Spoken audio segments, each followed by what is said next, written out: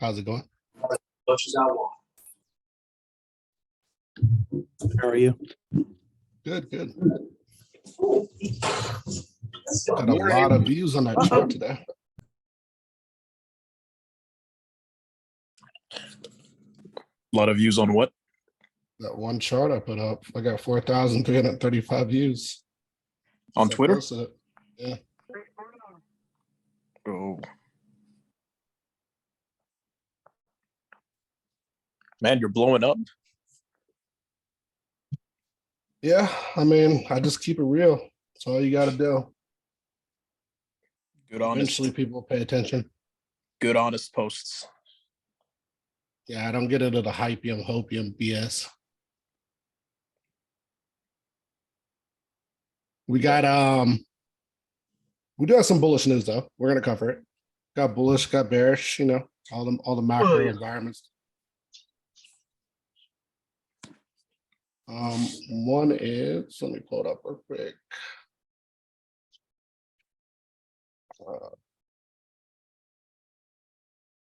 So one thing I found interesting. I was gonna post some Discord, but I want to save it for the meeting. Here we go. So this one's pretty massive. This is very bullish.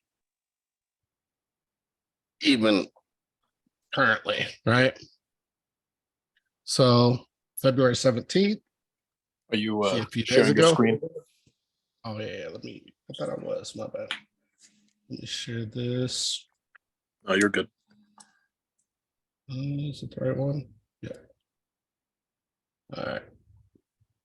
So Saudi's biggest investment firm, their wealth fund, is basically one of the biggest holders of Nintendo. As crazy as that sounds. And I didn't know this until I looked into it. And I'm gonna take this into crypto too, this conversation. I didn't know this until I looked into it. That who do you think is Nintendo's competitor? Sony. Microsoft? Nope. I mean, they're in the same Sony? area. They're in the same area, but they're not really a competitor. Why do you think they're not a competitor? I mean, those are only a niche video games. It's more Samsung, right? Well, no, it's not really any. So actually, Nintendo's been out selling PlayStation, Xbox, all of them for a while. I didn't even notice this. Like, this is something I've been kind of digging into. But Nintendo's actually got the biggest sales over any other gaming industry right now, worldwide. Pretty crazy. Yeah. So, especially when you consider like Nintendo's like one of the most simplistic gaming systems there ever has been, right? But it draws the attention, and there's a lot of gaming as far as like paying attention. And you guys are probably like, why is this dude talking about gaming? We're trying to talk about finance. The reason I'm bringing this up is because this leads into the other conversation. Ignore the buzz, right? Like ignore the AI, this, that, and everything. AI is a far from being even remotely close to like okay, right?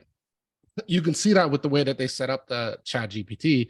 It clearly has biased conversations, and they actually explain. I watched an interview earlier today that they tried to make it as inclusive as possible and make sure it wouldn't do harmful things. So they did put reins on Chat GPT. So and really, I think, you know, I don't want to say it's more politically biased or whatever, but I do want to say, like, when you're doing stuff like that, you're not allowing true information to flow, right? You're still controlling information. So when you're controlling information, it makes it very difficult. But that's a deeper conversation in itself. The point I want to get to is like when you see stuff like this, right? And I'm not even saying like right now is probably the best time to buy. You know, it may or may not be. At the end of the day, the charts, there's interested buyers right now in the charts. So, you know, charts are up. That's what it is. You can't ignore the trend. But the point I want to get to is like, why would a Saudi wealth fund And by the way, these are the oil guys. Oil for a long time. To me, it's kind of like they're hedging their position on oil and other fundamentals, right? And those fundamentals to me lead towards gaming. Why would they invest in gaming if they're a serious money management type situation? Some of the biggest players in the game. Why would they invest in gaming? Especially Nintendo. Isn't it like $1 trillion industry? Yeah, it's a completely untapped multi-billion-dollar industry. Just like if you can tap it correctly, there is tons of money you can get from gaming. Why? Why can you get that money from gaming? Well, I don't know. I would just say because of the upside. Like there's just so much upside in it. There's a lot of upside. I'll tell you this, look, gaming has been stagnant for years.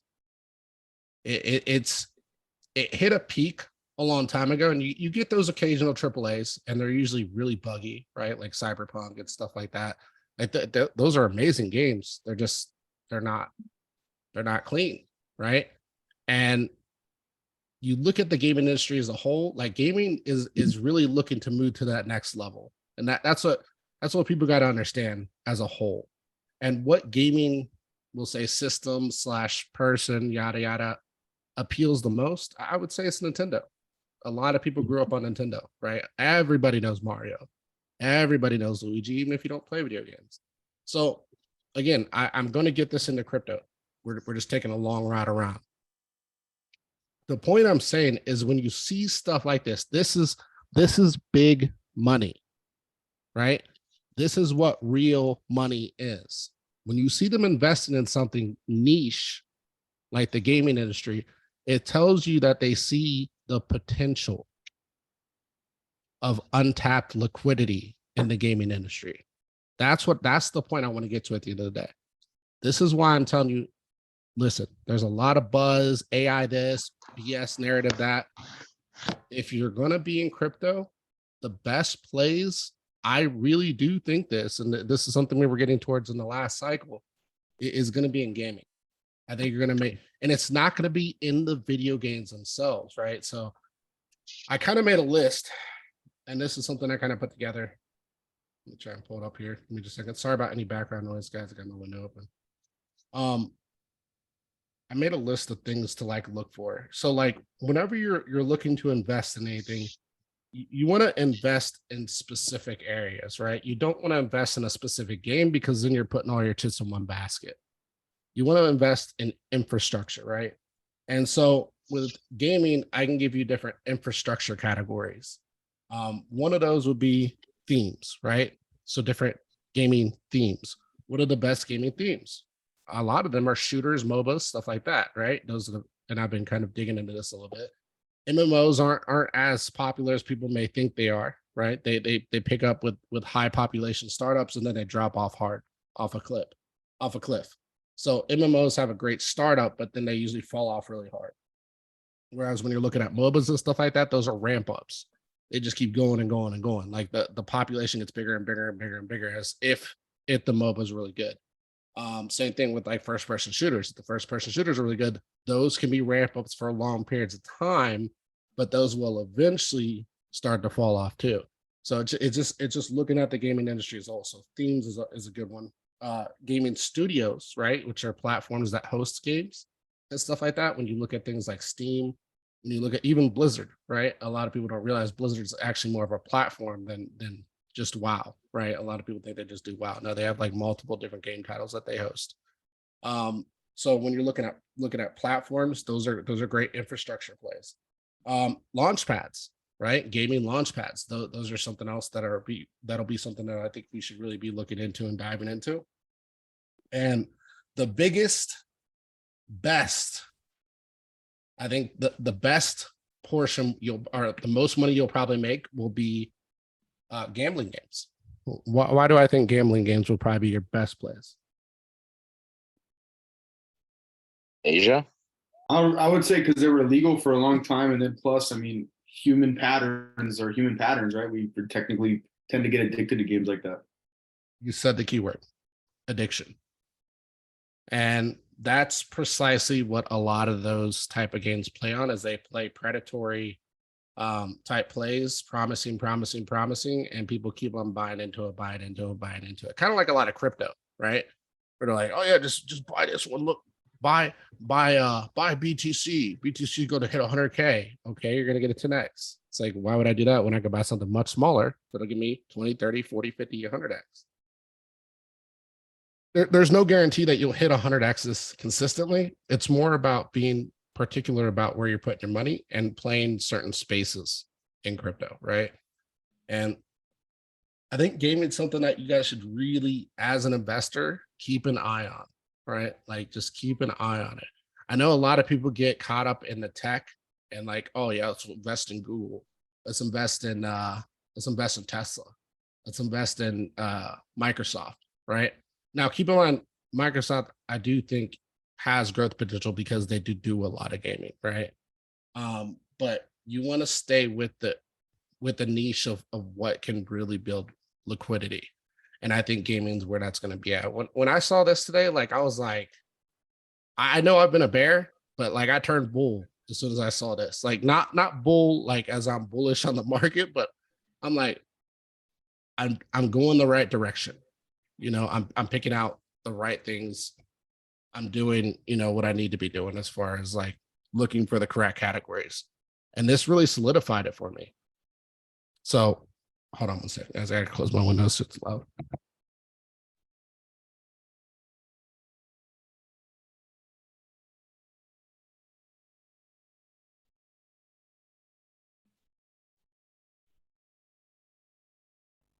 All right, I'm back.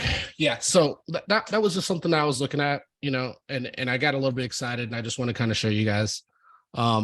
Really follow Saudi wealth. Like, when you see Saudi wealth start moving, like, you can't listen to BS like, oh, Saudi's going to buy Bitcoin or this or that. That's all just noise at the end of the day. You really want to look at what they're investing in and what categories they're investing in and understand what they're investing in and what they're getting into. Yeah, well, the thing is with ChatGPT, we got to understand, and this is something I brought up too, and Pete kind of gets it. Like, ChatGPT is way ahead of its time, right? And what I mean by that is, like, it has flaws. Not only does it have flaws, it has biases. Those have been proven. That's going to really turn people off from inviting new tech when you see those type of things in new tech, right? You never want to come at people in any new category, and AI is kind of a new category for us with biases, right? You can capture part of the population, but you won't capture everybody as a whole. You have to draw. See, here's the approach Google took, Amazon took, and a lot of these places took. When they first started up, you can literally, and I'm not saying that it should be okay, but you could say whatever you wanted on their platforms, and they did not care. You could do whatever you wanted on their platforms. They did not care, right? And if there was anything illegal, guess who took care of it? The police or the FBI, not Google, not Facebook, not Amazon. But once they grew their company to a certain growth, they got people integrated into their systems to becoming comfortable with their systems.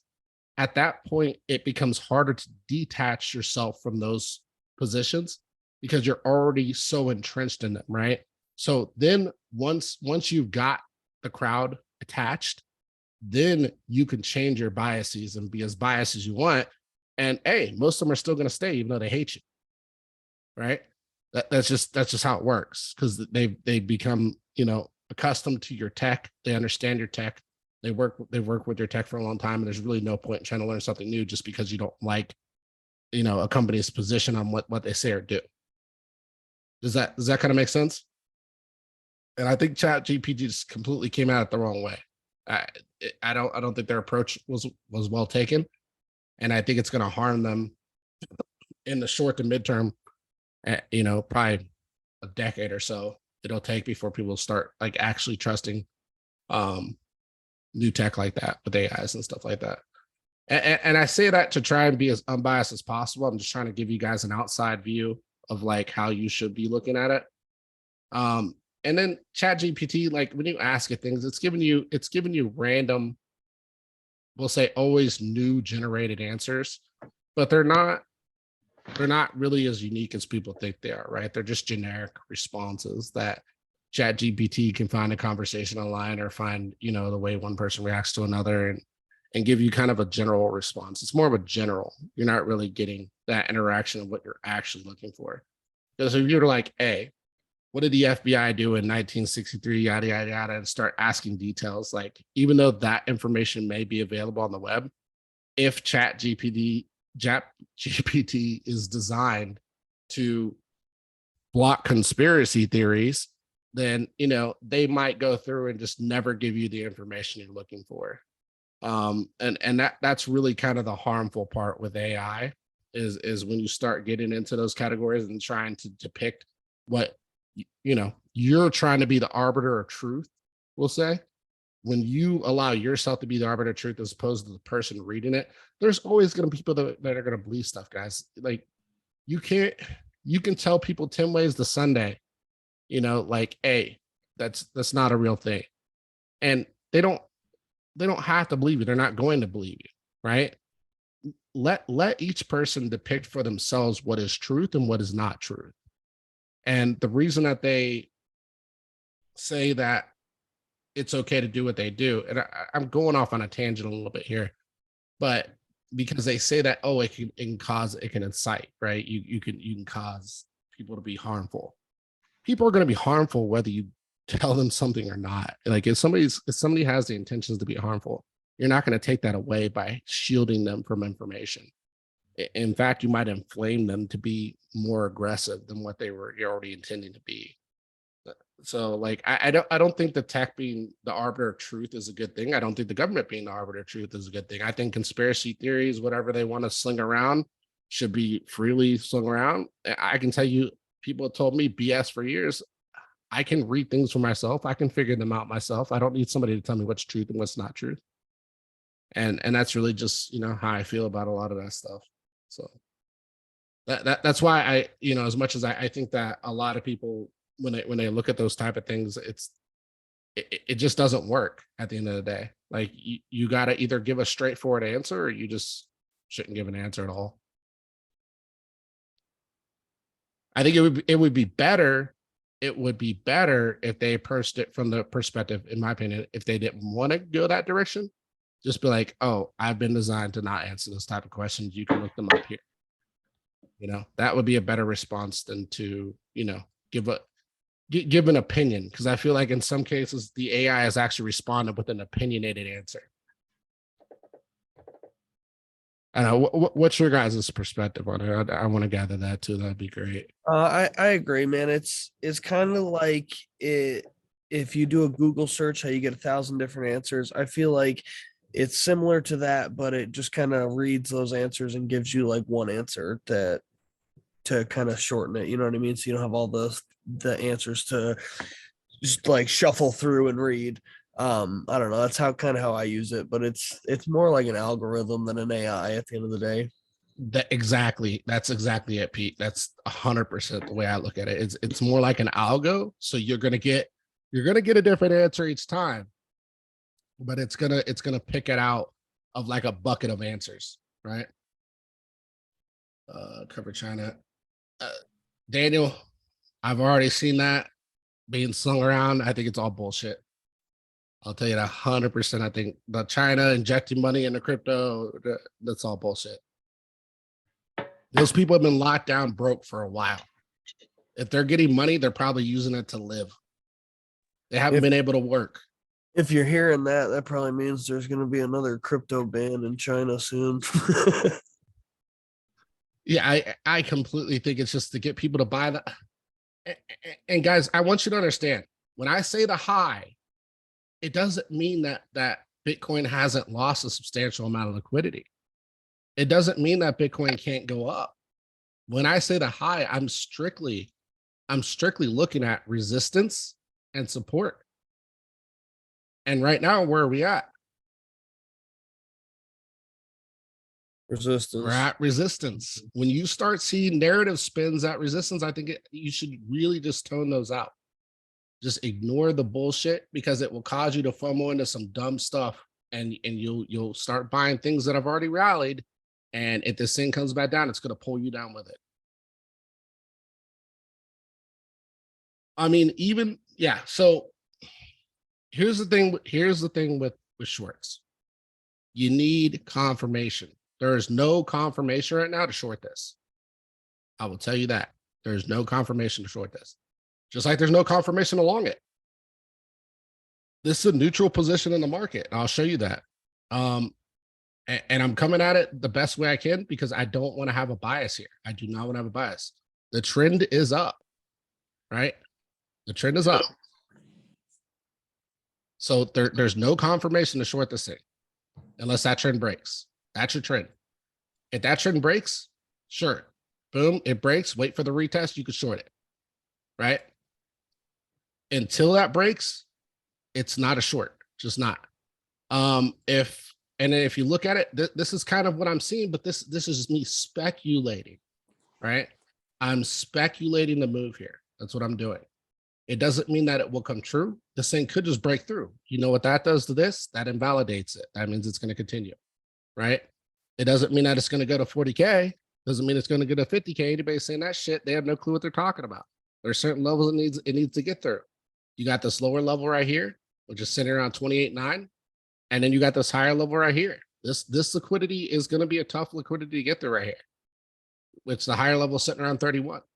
This is going to be a hard, if you can get above this, might as well just call it all-time high. There's no more resistance really up here. That's really the reality of it. But there's hard resistance here and there's hard resistance here. Why is there hard resistance here? Because you could take this all the way back. That's a flat ceiling across there.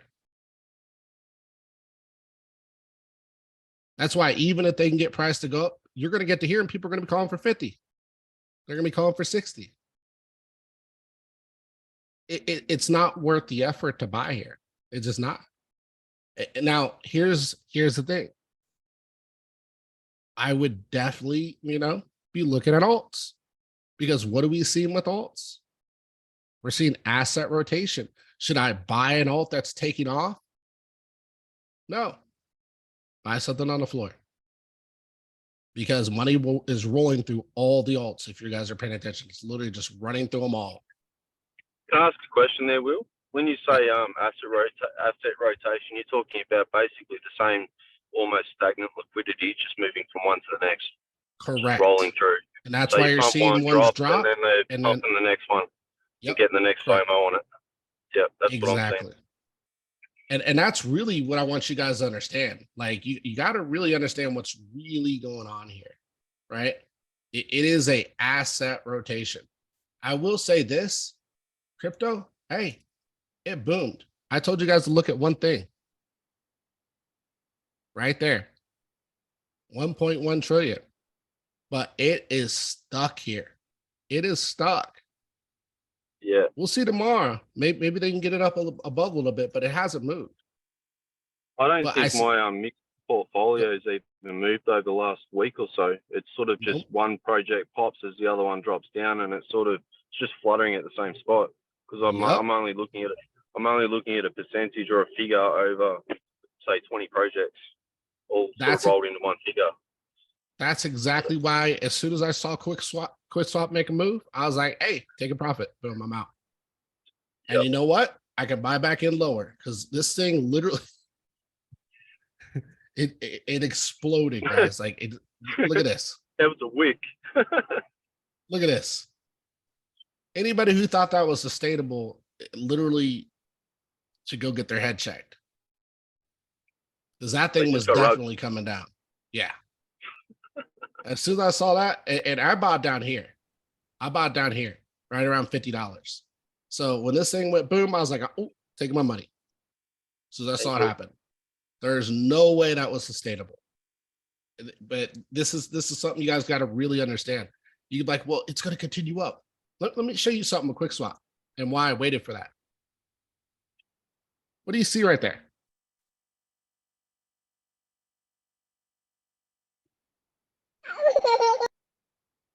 Same spike.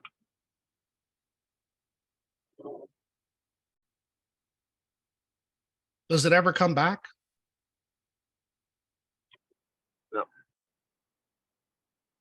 Boom, lower, boom, lower, boom, lower, There's another boom. that I think it's called Bond, BOND, has these massive spikes. Bond. Yeah, it does the same thing. Like it just goes off chops and then nothing. Again, I tell you guys all the time, I'm looking at liquidity. That's all I'm looking at. Dead a long time, has big spike moves. Oh, I'm in. I'm in. I'm gonna wait for the spike. I'm gonna get out. That's it.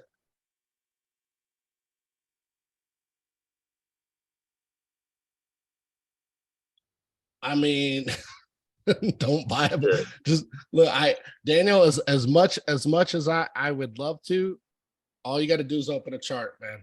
That's it. Just open a chart. Like Yeah, you see something like this, gonna get or wrecked. or you can ask me, or you can be like, hey, this thing is up 300%. Should I buy? I'd be like, hell no. Hell no, you shouldn't buy. That's what I would tell you. No. I think somebody asked me the other day. I literally told them, no, don't buy it. I think I put it in Discord. I said, do not buy this. Let me look. I'm pretty sure I put it in general trading. Give me just a second. From me, where was it? And I said, thank you for the pump. And I said, do not buy. It's on your Twitter, I think. You put it on the Twitter. Thanks for pumping my bags. That was funny. I loved it. Look right here. See what I said? At here, quick swap. Looks like it's not going to end well. I said, don't buy this. That's what I said. Yeah. And I just showed you on the chart why. Yeah, it was quick. A quick move by quick swap, you know? So that's why you guys have to be cautious with these markets. You got to understand what you're getting yourself into when you're getting into these, right? You got to understand when I make a call, I'm making a call for a reason. And if you're going to be actively trading, right, aka taking profit, then you need to be watching the charts. But if you did buy when I bought, you're still in profit. You can still take profit here. But you see what happens to these pumps after they get done. They just roll over. We'll see how this one plays out. It's extremely overbought. Extremely overbought. It does have a higher high here, which is good. And then we do have the higher move here on the bottom, which is good, right? And then we have, there's really no trend reversals or anything. I was just kind of looking at it from this perspective, guys. So had a pump here, had a pump here, had a pump here, sat down here. Look at the trading activity here. $50 was a nice looking trade here. No trading activity. The coin's dead, right? When liquidity is going to move through something, it moves typically through dead coins. Then you start to get little ripples. What does ripples after no trading activity mean? Accumulation. It means somebody's accumulating it. And once you start seeing the accumulation, you're like, oh, okay. All right, somebody's buying. I got to get in. And we're seeing defensive price, right? And then boom, it's gone. That's it. You got to take profit. And I also looked at it from this perspective. When I tell you guys all the time, look for the round.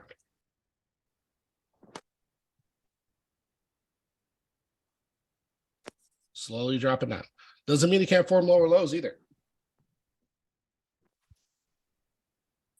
But I can tell you I made a nice 3x on Coinbase on this one. I think Coinbase, this thing pumped up to like 150. Yeah, I think. I'm pretty sure it was like 150 on Coinbase. The chart's not showing it, but yeah, pretty sure it was 150. But yeah, this was a good play, man. A really good play. And now don't get me wrong, like if this thing comes back down, I'll buy back in.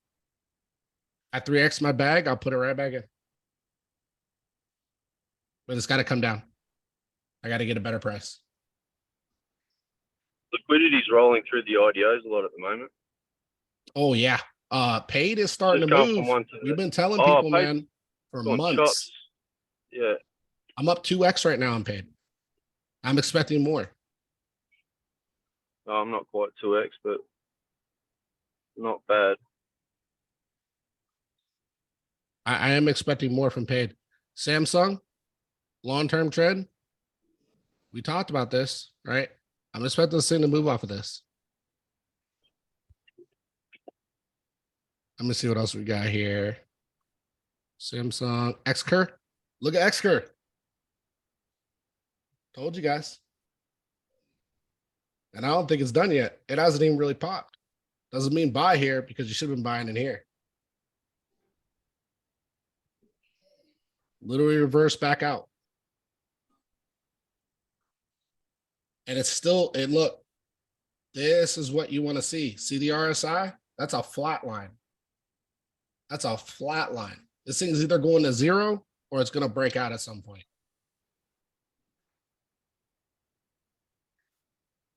I mean, you took profit. Hey, ain't no reason to be upset. If you took profit, you made money, doesn't matter. You don't have to wait for pops.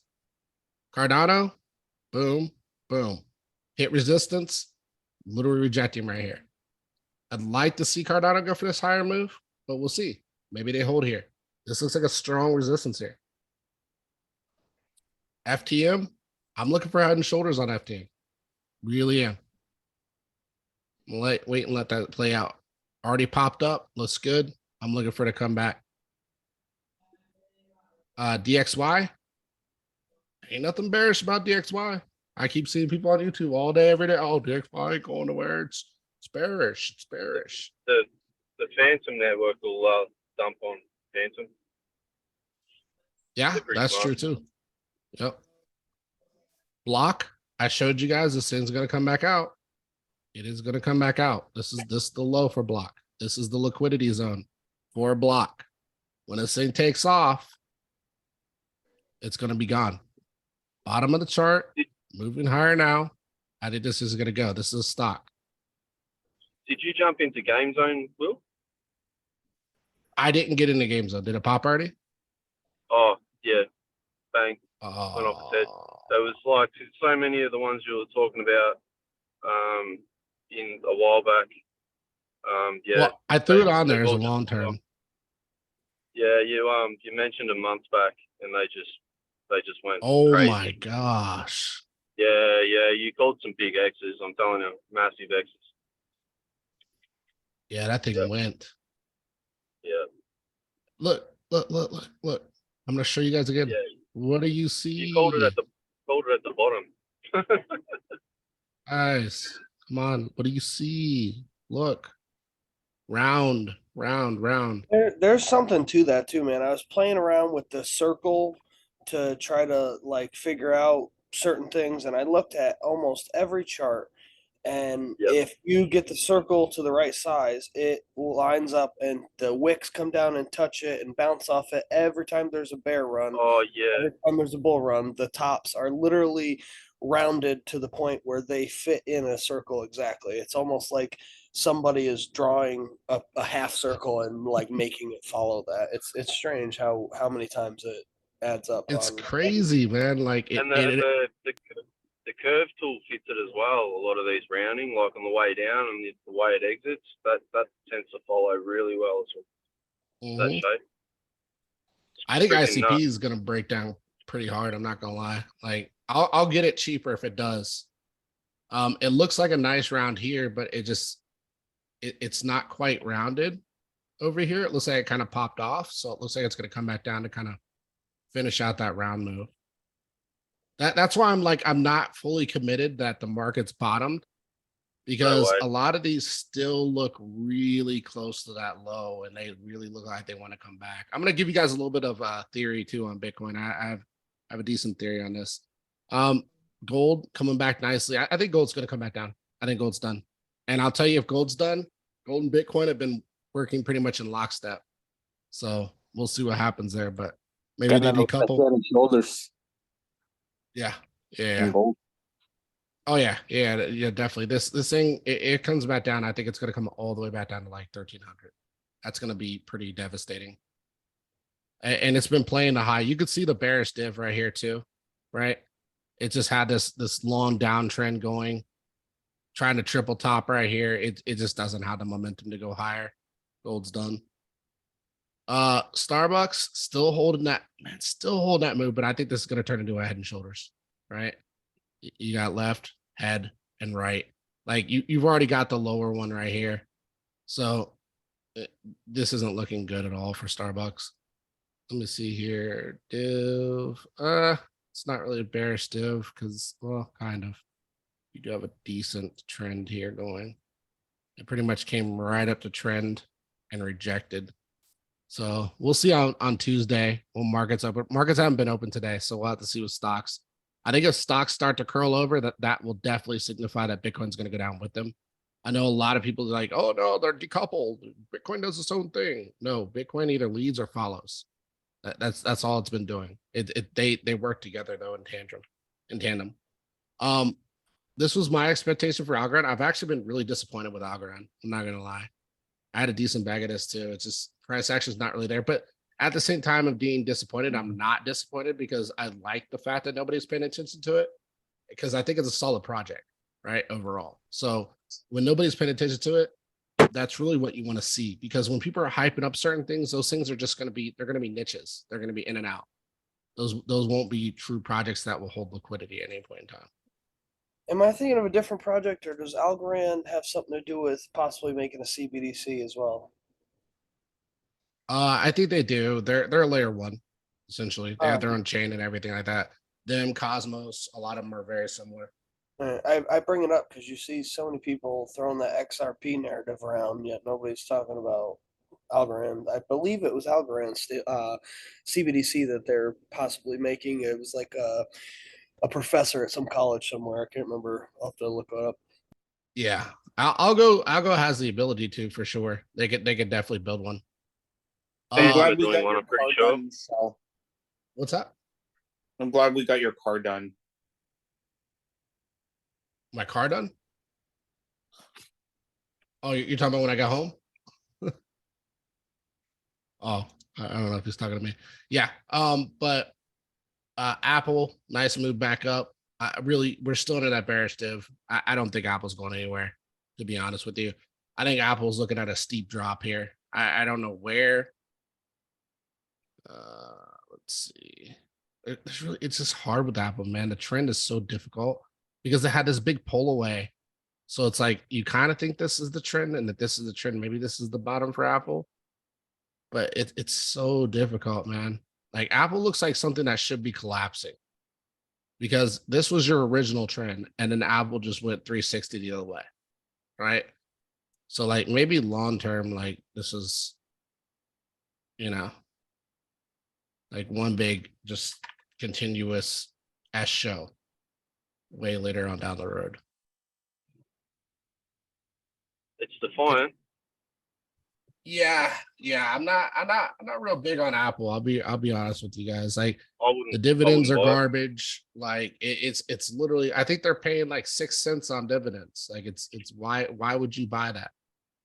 It makes no sense to me at all. Like I guess there's some people so entrenched in it, like the 6 cents is a lot for them because they have so many stocks, but like it's literally the worst place you can put your money if you look at it from a earnings to price ratio, right?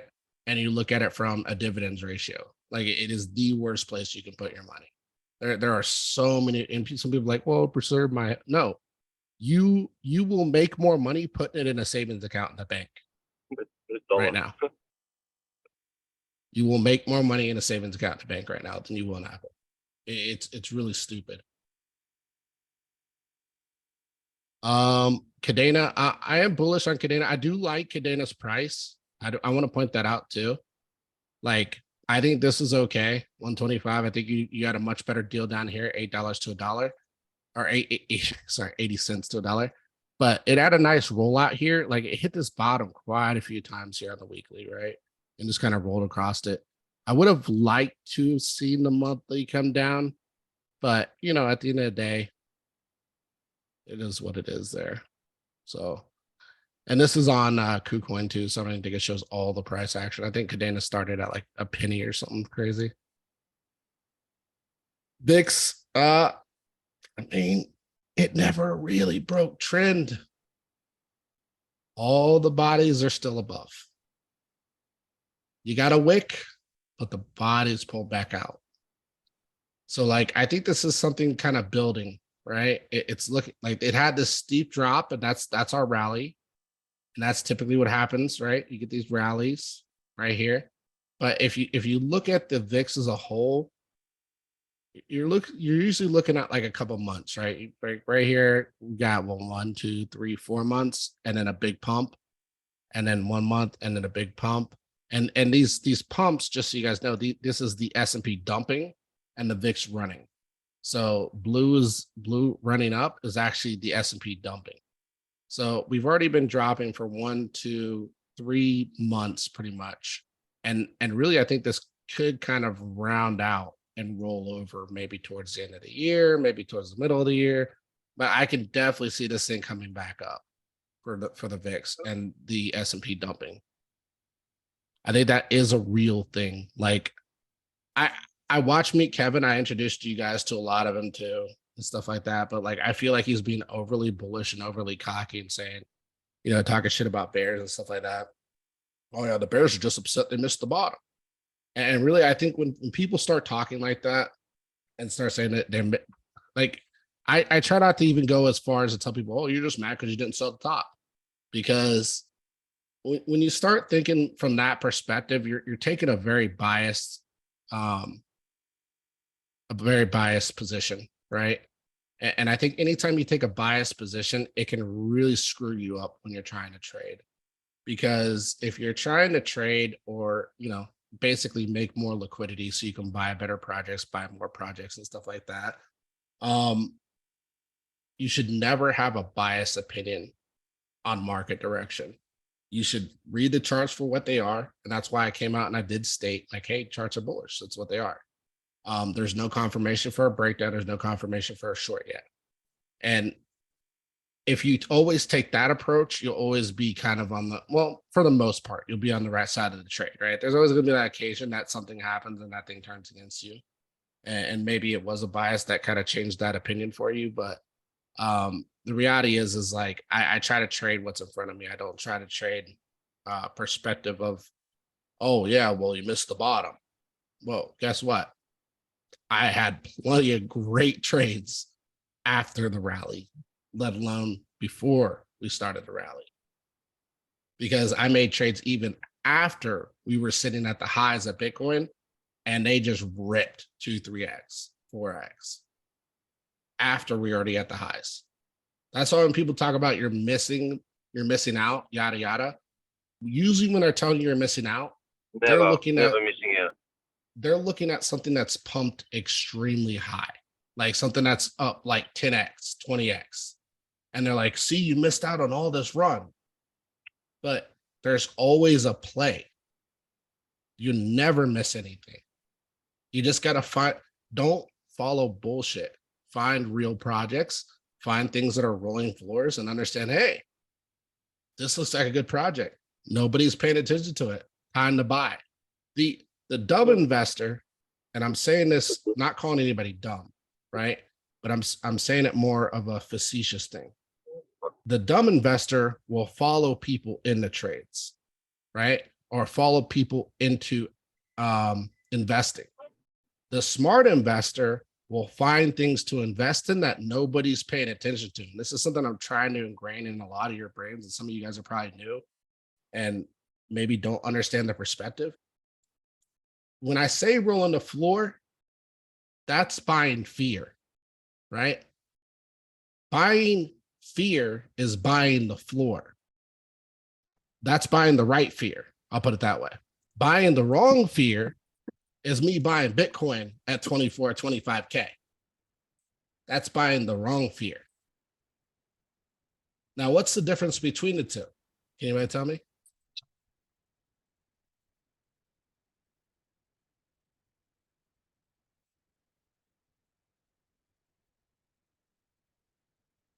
One is ahead of the curve and one is following the sheep to the slaughter.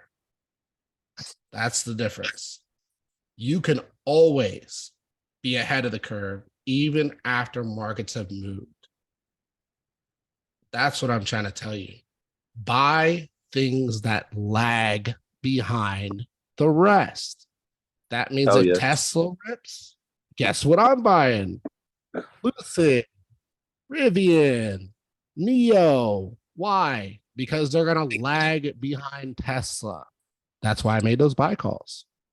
If Bitcoin rips, guess what I'm buying? Layer ones, because Bitcoin is a layer one. So I'm going to buy a bunch of layer ones because they're going to lag behind Bitcoin. I'm not going to buy ones that have rallied with Bitcoin. I'm buy ones that are rolling the floor that are going to follow Bitcoin once Bitcoin reaches high. Money rotates in assets. Money doesn't sit still as much as people think it does. It doesn't. Big money moves from one sector to another, to another, to another, then back. Then it rotates again and again and again and again and back. And this is how retail gets soaked. Retail gets soaked because they get in the belief that they're in the right sector. This is where they need to stay. They buy here, it turns against them. They sell here, then it rips again, and they buy here again. And then it turns against them, and then they sell at the bottom because they think it's going lower again. And that's how retail gets soaked. If you want to move like a whale, like big money, you have to buy ahead of their rotation. That means if you're behind, guess what? Are you really behind? If the market's moved, are you behind?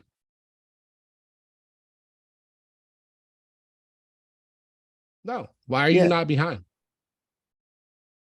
Always another pump. There's always something else. You just got to know the rotation. That's it. You just got to know the rotation. Stocks or crypto. That's one thing I've really been good at. I've really been good at staying ahead of the moves. That means if something moves, I don't have to panic react. I can react and I can just sit and wait for it to happen. Quick swap. That wasn't a panic react. Bitcoin had to hit 25K before that thing moved. But it rolled the floor. It was goodbye. So I bought it. Altura. Where did I buy Altura? Did I buy it at the high? No. Was Bitcoin at 25K when I bought Altura? Yeah, it was. But guess what? Altura has been holding that floor whether Bitcoin was at 20K, 15K, or 25K. So if Bitcoin rolls against me, I'm not going to lose much because Altura doesn't have much more to go deeper. Just doesn't. It's been sitting there the whole time. So what am I expecting? I'm expecting liquidity to roll through Altura, pump it up, get people pumped. I'm going to gauge the excitement around it, and that will tell me, hey, I should hold my move longer. Or hey, I should take my liquidity because this thing just went from my 1x that I bought it at to 5x in a day. I need to get out. I need to cut it. And some of you be like, well, what if it does 10? What if it does 20? What if it does 30? What if it does 100? What if it goes to 0? That doesn't matter. You take the money, you buy something else. That's all it is. You just buy something else that hasn't moved. You got profit. You now need to reinvest the profit to make more money. You're trying to build liquidity. You're not trying to lose liquidity. Losing liquidity is buying highs. It's dumb. It's literally dumb. And this is why I try to tell people on like, oh, look, you missed the pump. And then everybody buys the top. That's why when I post things in Discord, it may look like I'm bragging. I'm like, no, I'm showing you guys I'm being accountable for the things I'm calling.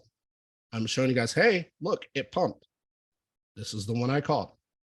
No, you should not buy now. I tell you guys that. I never try to lead you guys into getting slaughtered financially. I try to tell you guys, hey, this is not a good time for that. Look for something else.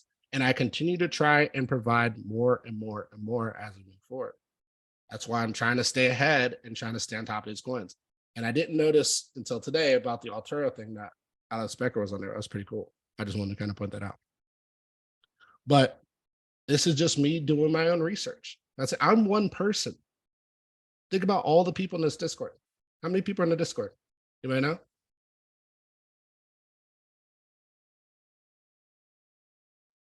$372. I'm just guessing. I don't know.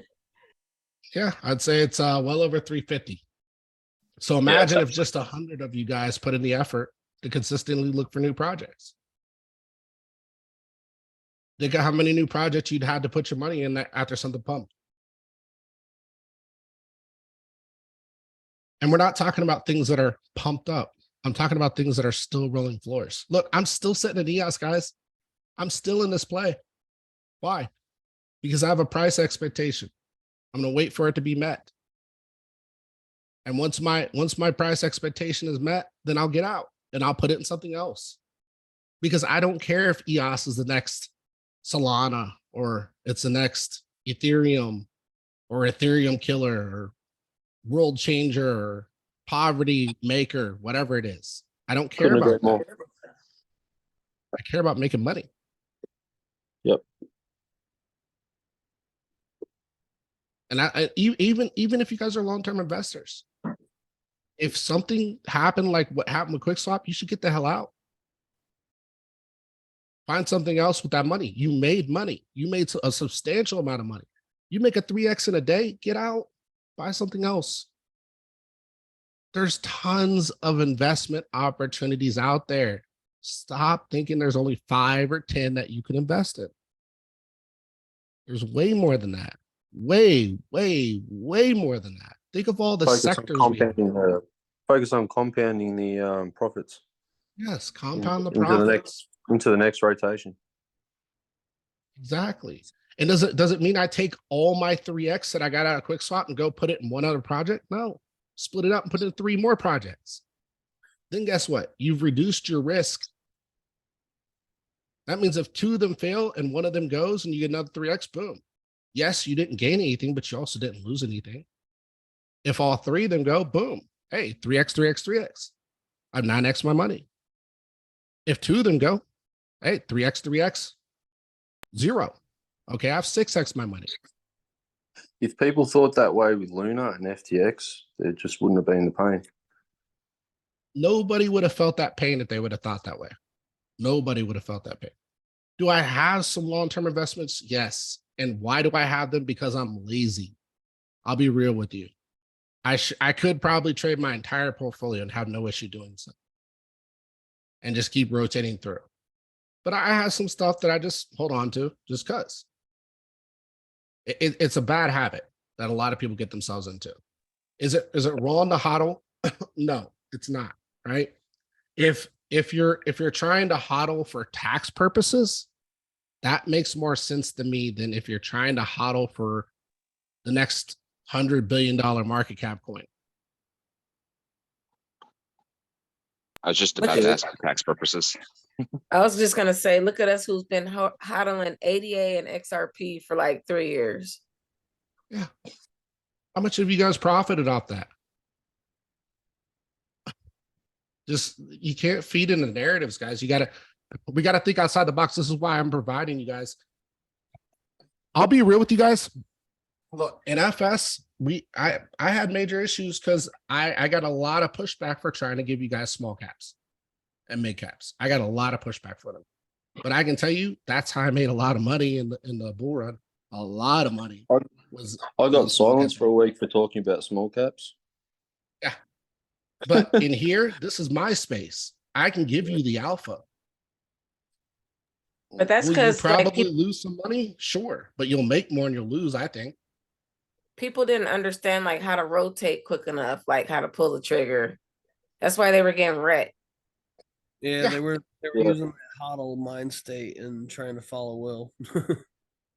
Yeah, you Crypto guys saw me. ninja. I was in and out of projects consistently. It's like, Just don't copy trade, guys. Like if Don't you miss copy if trade, you miss huh? it, you miss it. You miss it. You know. if you miss it, guess what? There's another project. Just look at the There's chart another and crypto. look at what There's it did. another stock. Yeah. And copy trading, you're almost too late. You're late. You're already late. You're way late. Yep. That's why like everything like Will calls, I not everything, but if it looks interesting, I go look at that chart. And then it's a lot of things on your call, on your list on Coin Market Cap that's like, no, not now. Might be cool, Mhm. but not now. 100%. 100%. Yeah, these are the biggest things you guys got to get really kind of in your mind state, right? Is get out of the following people mind state. Like even me, like you guys don't have to like I'm just here to teach you guys what I've learned over time, right? And that's it. Like I'm not here to guide you or direct you on how to move your finances, but I am here to educate you on things that schools don't teach you, that the government won't teach you, that nobody will teach you. Because it's dumb. It's literally I'm not saying dumb what you guys do or whatever, but I'm saying it's dumb that we can't get an educational system that teaches people finance. It's literally blows my mind that we can't have basic I finance think there's classes. a reason for that. If people. you taught everybody basic finance, you'd have a lot more entrepreneurs. You'd have a lot more people that could go and off and do their own thing and work for themselves, which sounds like it would be good for the economy. But in reality, you need all these corporations to have people lined up to work for them or they can't operate. And I think it's kind of designed to keep our economy running the way it runs with all the business centralized in few hands. Yeah, that's the way they want it to be. They want it to be literally just a few people in control and everybody else works for them. Tax cattle. Yeah, that's basically it. Tax cattle, exactly. I mean, corporate is too, technically. But That's why we're really big on taking refugees from other countries because we need the workforce. yeah, well, that does add to the workforce. I do agree on that as a whole. Like as far as like that is what the purpose of them doing it for, and cheaper too, obviously, right? But at the same time, we kind of devalue / don't educate our own population anyways, right? So we have either a bunch of people living on assistance or we have a bunch of people that we bring in. And both of those situations are not ideal. We need people to be able to be financially independent, because I can tell you this, if I do what I've learned over the years now, I could have retired probably 5-10 years ago. And I would have been young. I would have been young.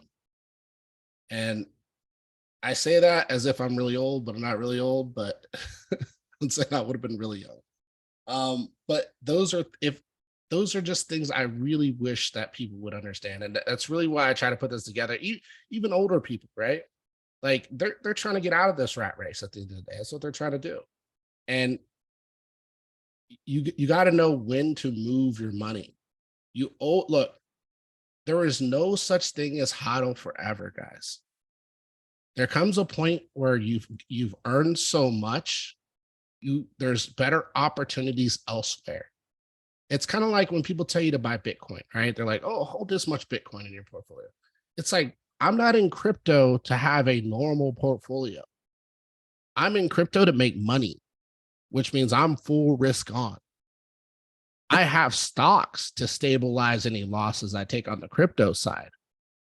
That's how I balance my portfolio. I balance my portfolio by putting stocks against crypto. I don't hold this much Bitcoin, hold this much ETH. Like, I'll tell you, like in the beginning, I kind of had that mindset, like, oh yeah, that sounds like a properly weighted portfolio. Because when you think about it coming from the stock world, it makes sense, right? It's like, okay, you got your blue chips, you got your silvers, you got your golds, you got all these different types of cryptos. These are the ones you want to get into. But the reality is, you're either going to lose money in crypto or you're going to gain money in crypto. So if I know that it's a 50-50 shot for me on both ends, and it is, because if you bought at 65K and you're telling me right now it's not a 50% shot, that 65K went to 15K on Bitcoin. You lost massive amounts of money if you did that. So when you think about it from that perspective, why not take on more risk? That's how I look at it. I'm here to make money. Have I lost money in some things? Yeah, I've had a couple things go to zero. I have. But I can tell you I've won more than I've lost because I'm smart about my moves. I know I need to take profit. If something goes nuts, I get out and I move to something else. And that's really just the way the game is designed. A lot of people are like, oh, it's about compounding and holding forever, holding until the next bull cycle. Yeah, you can. I definitely think you can hodl into the next bull cycle. I do. But I also think if something does 3 to 5x, move on. There's another project just like that one. I put one in here. What was it in the gyms category long term? What was it? And I'm not trying to shill this project. I do not want to shill. But Velas, for instance, right? If you look at that project, it's literally Solana. Granted, doesn't have a lot of people building on it yet. So that's kind of one of the issues. Second part is, it might be similar to Solana with the issues. We don't know until it gets good activity. But it's basically the same thing. So why not place my bets on something with significantly less market cap? And I don't have to apply as much liquidity. Because with something like Solana, if I want to make $10,000, I might have to put in $1,000 to $2,000 because I'll be lucky to get a 10x. Whereas with something like Velas, hey, all it's got to do is hit 6 billion. Or not even 6 billion. What is it at right now? Hold on. I think it's at 64, right? Yeah, 64 million. So all it's got to do is hit 640 million. Everything in the market pretty much is 640 million at some point or more, especially layer ones. This will probably hit 2 billion, 3 billion, maybe even 5-10 billion, especially once people look into it. And it's not, again, it's not me trying to hype the project. I'm just telling you the reality of the way liquidity moves in the space. So when you look at it from that perspective, I got a higher compound on a similar product. Somebody This has is- shared in the group. There's also they have like one of those incubator things. What is it? I think it's Velesa Pad. I was looking at that one earlier. If you look at the RSI on that on the weekly, it has never been above like a 20 until just recently. I think I posted the Velas pad. Yeah. What do you think about the RSI on that? I thought that was strange. It's like the RSI's been scraping the floor for like a whole year. Yeah, it's a new project. It literally, I think it just came out recently. Let me see. I don't know where I put that. No, I think I it's don't think they've got their app working yet. Oh. Even. Yeah, but here's the thing. You guys know how I am about launch pads. I don't care if it's the shittiest launch pad in the world. I really don't. Every single launch pad's going to blow up. Once we get to the top of the market, they're going to be like, oh, they got this project. And every single launch pad's going to go nuts. Money's Everyone. rolling from big time at the moment. Some haven't moved, but some have just gone freaking nuts. And it's Don't Paid was ignore a bit launch slow to pads. move. Now that's moving. Yeah, I think paid is just not being paid attention to. It's gonna get to a point where they're gonna get a decent project, and that thing's gonna blow up. It will. That's all it takes. It takes one good project on a launch pad in a bull run, one, and you will see the thing just explode. You sit on the sidelines ready to dump your tokens, not stake them. Yeah, don't stake them. Get ready to dump them as soon as that money comes in. Thanks, guys. And then when the audio's over, they'll dump again. You buy them back. Yeah. They're like, I know a lot of you guys are like, well, I could stake and compound. No, just don't worry about staking, guys. Like you will make plenty of money without staking. Staking is a trap. That's what it is. Except for liquid staking, that seems all right when you still got the custody. If you can stake without pull it out whenever you want. Yeah. If you can stake without them locking you in, for sure. I don't know, man. It's it seems like we're in crypto for the added risk and volatility because the more risk, the more reward. And I don't know. I feel like staking is just like kind of, Adding more risk. it's like Yeah. putting in your hot sauce. Yep. Yep. So we can see here, crypto market cap again, still doing what? Hitting the trend. You can see over here, they came as high as all the way up here. We haven't even come close to that yet. No reason to get bullish. Still in the trap. Still in the trap. This is what tells you that liquidity is just rotating. That's what this tells you. Because if liquidity was rising and we were up and up and up, we'd be all the way up here right now. But money's literally just swishing. That's all it's doing right now between projects. Yeah. I mean, we could say staking 6-7 figures, but if you got 6-7 figures, you might as well be mostly in stocks and then parsing crypto. I'll tell you that. Then you should be buying Apple. It's more about preserving. Yeah, you got more to preserve there. So it's preservation is different from building liquidity, right? A lot different. And you don't need to risk as much in crypto as you think. A lot of people think they need to risk like 7 figures, 8 figures. I mean, look, I don't even think you need to put 6, to be honest with you. You could do $10,000 and easily come out here with $500,000 if you do it right to $1 million. Just diversify. Yeah. It's not difficult at all in crypto. Like, and then you just got to be able to know when to call it. You got to pull the trigger at a certain point and pull your money out and sit on it. It becomes more obvious than people think when you hit a top. It becomes way more obvious than you think. But you get a lot of people that get in denial talking about super cycles and yada yada. Like that. I watch BitBoy from time to time. I got to the point now where I can't stand watching certain people. And I do try to watch him from time to time just because I want to gauge sentiment. But like when he starts talking about super cycles and stuff, I'm like, bro, you are bringing people in, like you're feeding sheep to the slaughter, right? Like you're dragging people into something stupid. Like you shouldn't even be telling people dumb shit like that. I know you're trying to entertain. Like it's not a thing. Super cycle is not a thing. Liquidity is going to always be moving around. If you get into a super cycle situation, what do you think's happening to inflation? Through the roof. Yeah, and inflation would have to be like double digits. It would be double-digit inflation if you get into a super cycle. BitBoy's Like just swing trading from one to the next. And if you go back and have a look at the quick swap, that big candle, that would have been him ripping out on his followers on top. The Fed would have to be asleep or in the hospital nearly dead for that to happen. I'll tell you that. Like there's no possibility of a super cycle. It's not a possibility. It would create so much FOMO, so much inflation. Like you would get maybe 5% into the super cycle and the Fed would pull the reins back on that real hard. And if they weren't going to listen, guess what? He's going to rug pull you. They'll come in and drop that full rates down on top of your head.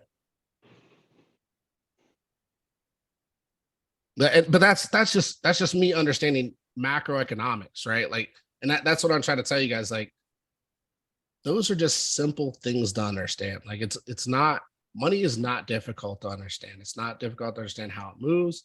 It's not difficult to understand like when to get in, get out. It's just, it's much harder to pull the trigger and do it than it is to identify it. Does that make sense to everybody? 100%. Identifying is the easy part. Pulling the trigger is a whole nother. Because I could tell you at the top, I didn't want to sell. I really didn't. But I knew what was going to happen if I didn't.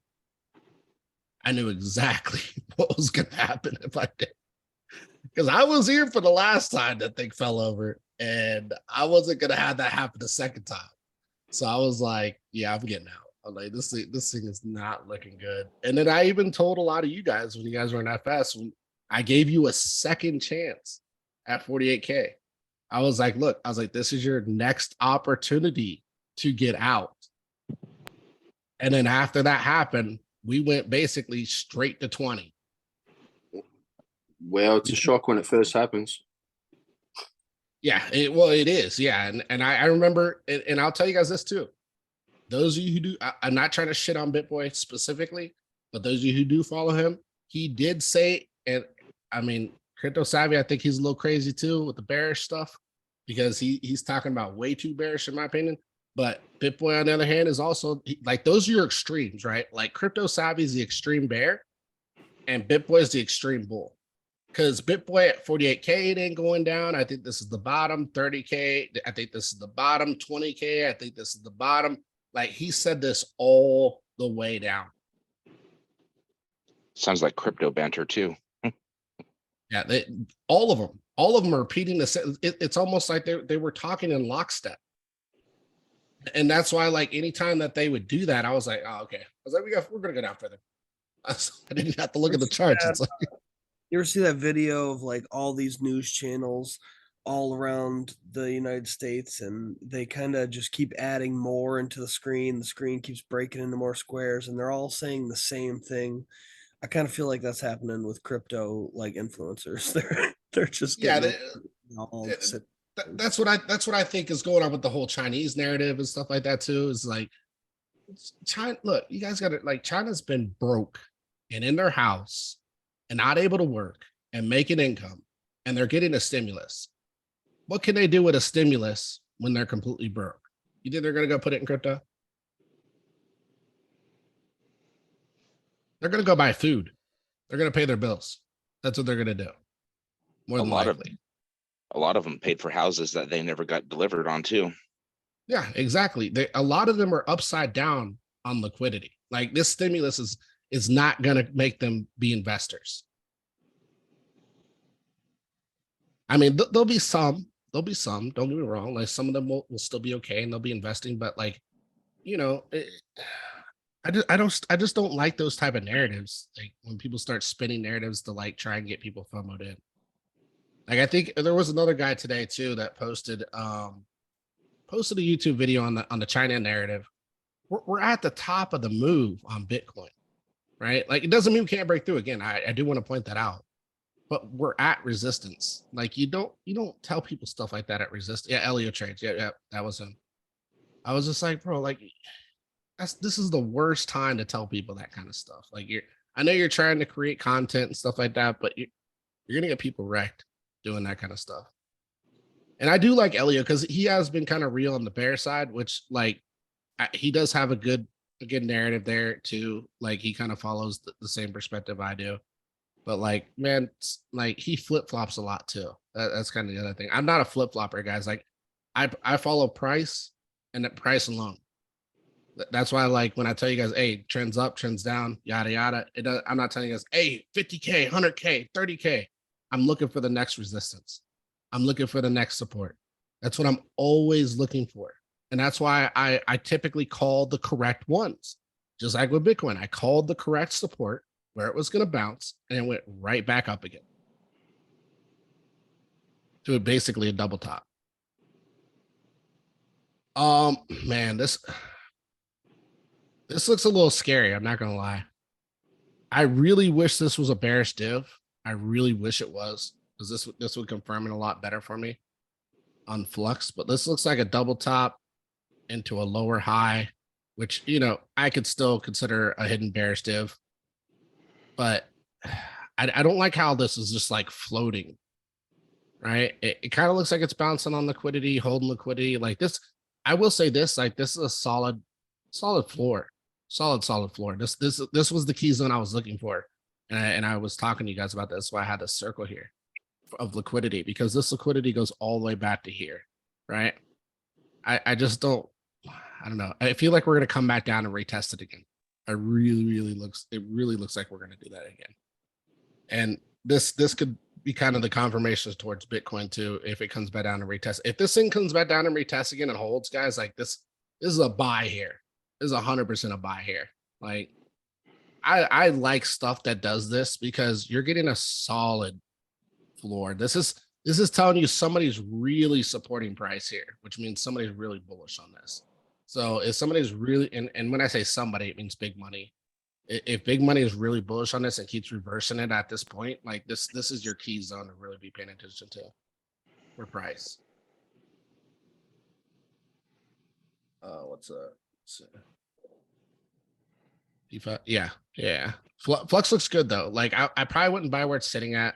And I remember this. Remember when we talked about this when we were up here? Where are we at now? Where are we at now? Oh, right over. And now we're starting to do what? Come back up to what? Curl back to Point of resistance. Point of control. The POC, it's also resistance, and it's currently looking like it's rejecting.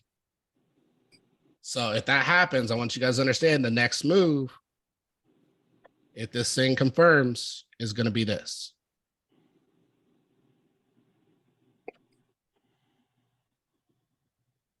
And if it comes here, it could even be this after that. So if this happens, like this whole market's going to reset. Yay. Which means all those trades that people are buying these highs on are going to get destroyed. This is exactly why I told you guys I wouldn't buy Gala here. When we were up here, I was like, no.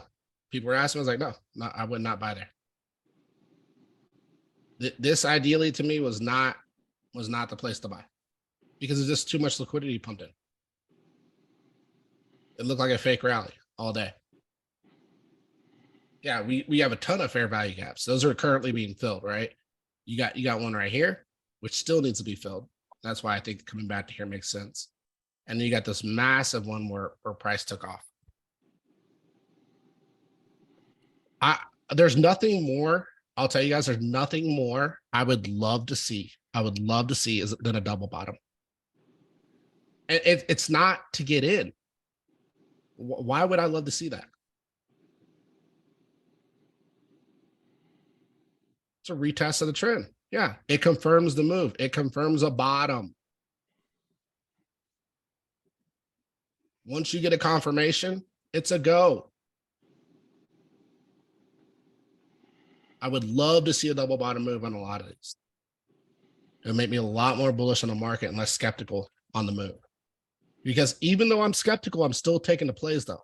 I'm still taking the plays because there's liquidity to be grabbed. And that's what I've been telling you guys. And this is also why I'm in and I'm out, right? Like I'm out when I get the money, when it's saying 3x, 2x, 5x, anytime they pump, I'm getting out.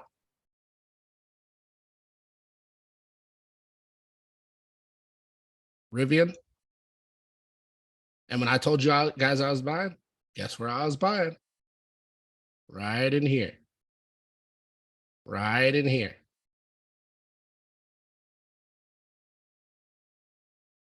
BBBY. I think if you come down and hit this trend, this might be a good long from 130. If it can hit 130, this might be a good long right here. That might be a good call option right there. Peso, still expect the peso to head all the way up here to 5.683. But I'm calling a top here. I'm calling a top. The only thing the peso is doing is filling out the circle here, I think. KNC. Hard resistance. Yeah, definitely. I don't like it. I don't have a bullish reversal. Nothing's going on here. I don't like it.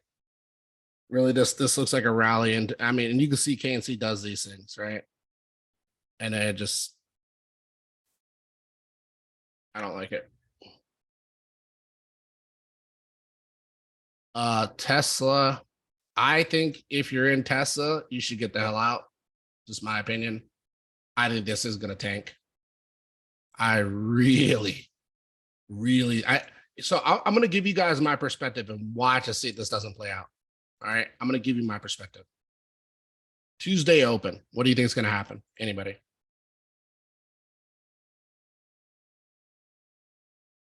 We're gonna open at a lower number. Any other opinions?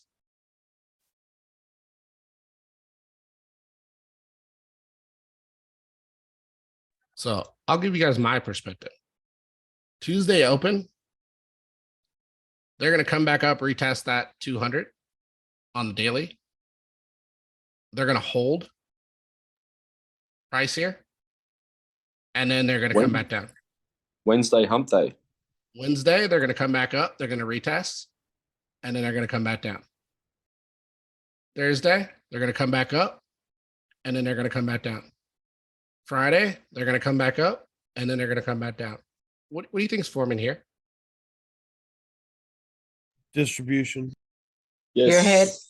Your head and shoulders, I guess, maybe, or no. It's basically one big distribution zone. If we start distributing here, there is nothing holding Tesla up from coming all the way back down.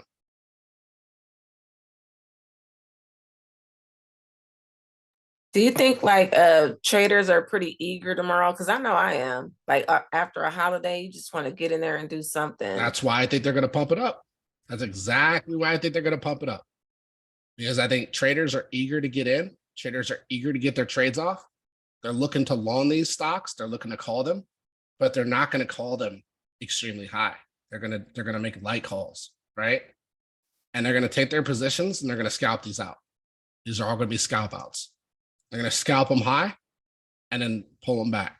Scalp them high, pull them back. Scalp them high, pull them back. And then eventually they're going to start to see that distribution area form. And then once they see that distribution area form, they're going to short the thing. And it's going to tank. The shorts are going to apply pressure, more pressure than what people think they are. This is not looking good. You can already start to see it starting to round on this side, right? I'm calling it early. I am calling it early. There's nothing here stating that this thing is going to dump yet. But I really think this is what's going to happen here. The trend is up, right? This is the trend. And I think once we get to here, people will be in doubt and they'll think it's going to bounce. And maybe it does, maybe bounce a little bit, right?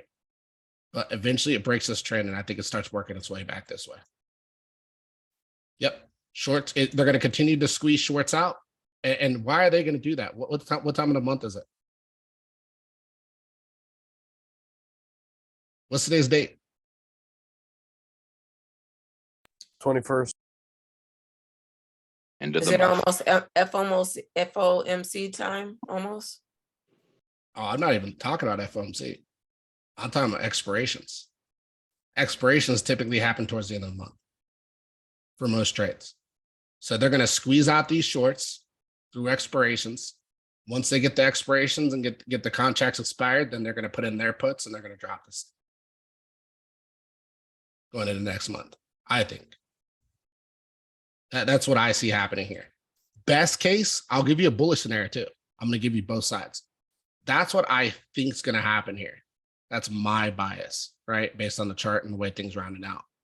The best case scenario is that they get this thing to run to the high here. Now, if they get to the high there, what do we see right here?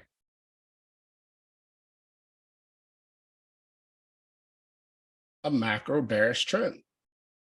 But if they can get to the high there, that will build confidence in the market and we won't see another flush. We might see a move to 200 as support and a move out, or we'll see a move down to 146 and a move out. So that's my bullish thesis. If they can get price up to there. Because once you get to here, a lot of traders know this area. They know it very well. They're going to short this thing. They're going to put puts in like crazy up here. Because when you get a move like this into a move like this, it's just too fast. There is no V out. This thing's going to reject. It's going to come back to retest to confirm and then move. So that's my bearish bullish thesis. I think it's more bearish than bullish. So I think this thing rounds out and falls over. But, you know, if it continues up, you know what to look for once it gets to that point. I would not be looking for a breakout. Moving into Hex.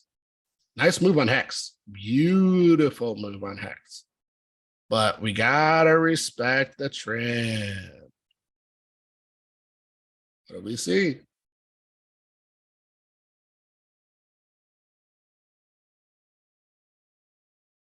Anybody? A small little breakout. It's bouncing off the bearish trend. It's bouncing out the bearish trend. Keep in mind, it's poked through before, guys. This isn't the first time. I would not be bullish here. Would not be bullish here. Also, not the weekly, right? So even Yep. right now to show the body, you know, by the end of the week, it just become a week going down. Exactly. And this thing, so my expectations are this will be the move, and watch and see if it doesn't play out. They roll it back up, retest the high, and then drop. And that's how you get that in.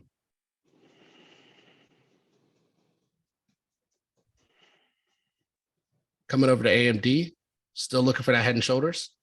AMD sat here and did not move. Look at where it's sitting. They're trying to do everything they can to support this. But what do you see? What kind of candle is that? Doji. Keep going. It's the opposite of that hammer. It's the opposite of the hammer. Shooting Brave star. Okay. Shooting star. So shooting star from an uptrend straight down. This is bearish. Typically, a shooting star is a signal of a reversal. So I think that that's what we're looking to do here. Now, could they possibly try and pump it up? Yeah, but they're not going to go higher. This thing is already signaling for a reversal. So even if we open with a new candle, my expectations are that this thing would open with a new candle, maybe pump back up and then dump after. But this is your shoulder / rotation right here. I think this thing's going to tank.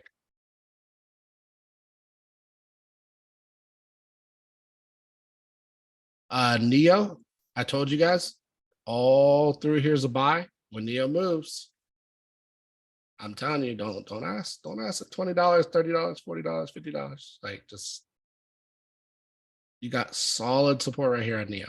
Solid support. KSM, look at that move. I was expecting it to happen over here, but it happened over here. And really, people are now eyeballing this upper move around 67. I'll tell you, it's possible, but I wouldn't be buying here. No way. No way. A lot of liquidity injected, and that thing can reverse at any time. It might reverse higher, it might reverse here. So I would not be touching this. You're in the middle of the move. Don't be buying KSM right now. And if you have KSM, I'd be taking profits. Dot. Still kind of on the move here at 746. I think Dot's looking to distribute.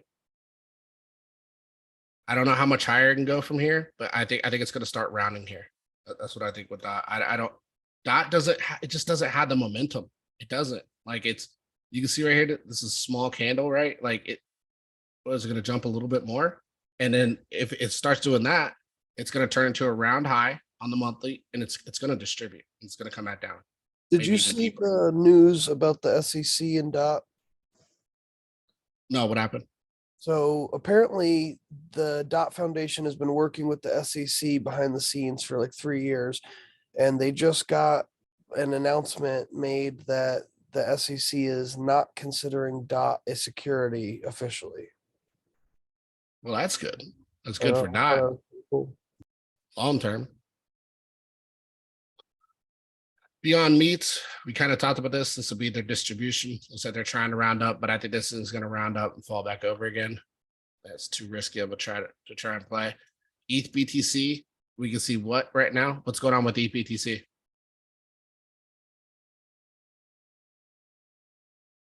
It's moving sideways still.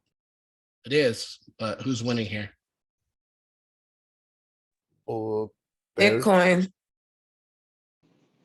It will be Ethereum. Ethereum's outpacing I thought BTC. this was the ETH chart. Sorry, not ETH, Bitcoin. Yeah, so ETH speeding Bitcoin right now, and pulling it back. I don't suspect this will last for much longer, to be honest with you. Typically this chart follows price action, and typically Bitcoin will win this race at the end of the day. That's your overall trend right here. And if you look where you're sitting at, what does that tell you about ETH-BTC?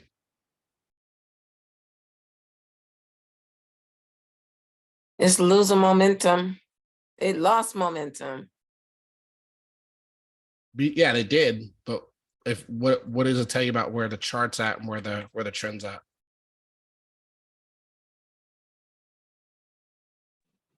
Something's got to give here. That's what I Either was the gonna say. long-term trend breaks and we go below, in which case ETH starts taking dominance away from BTC. And then if that happens, that's going to be very bearish for BTC. It means that ETH will probably outperform BTC in the next cycle. Or this is the breaking point where ETH collapses and BTC starts to take dominance away from Ethereum. This is not a price chart. It's basically a dominance fight between ETH and BTC. And we are at the point of make or break. Well, that's why I said BTC was winning, because I was just looking at the last three.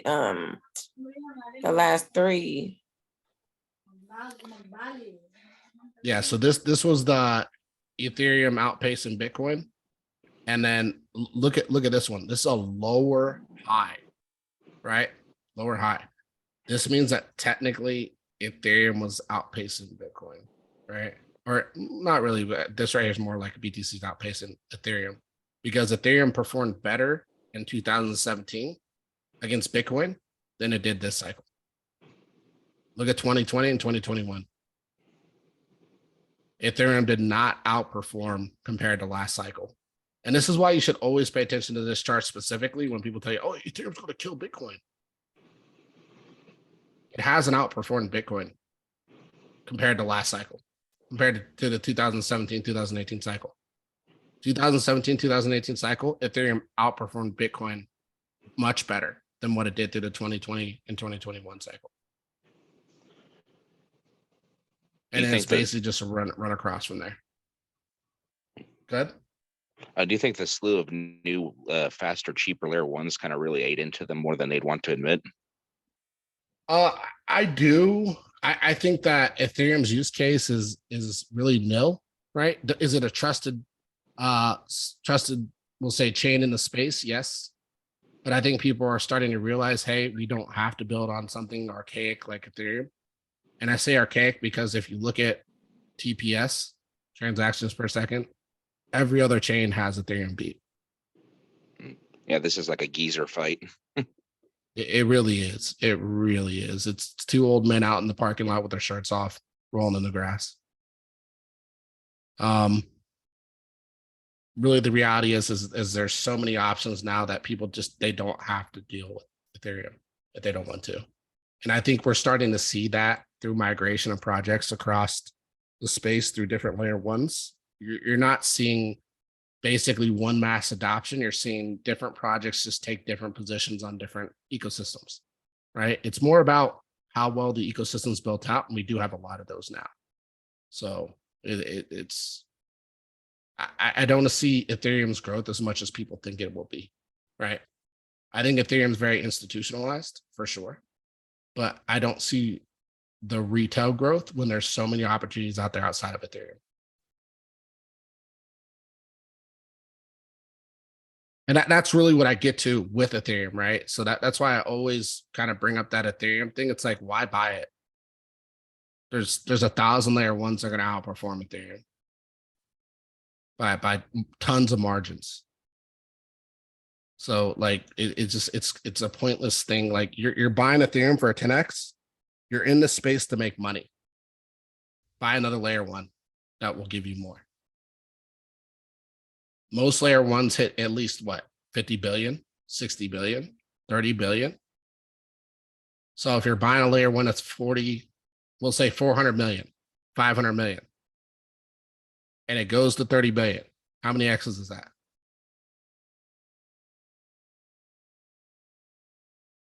60. With 60 X's. Why would I buy Ethereum? Let's say it goes to 10 billion. How many X's is that? It's 20. Why would I buy Ethereum?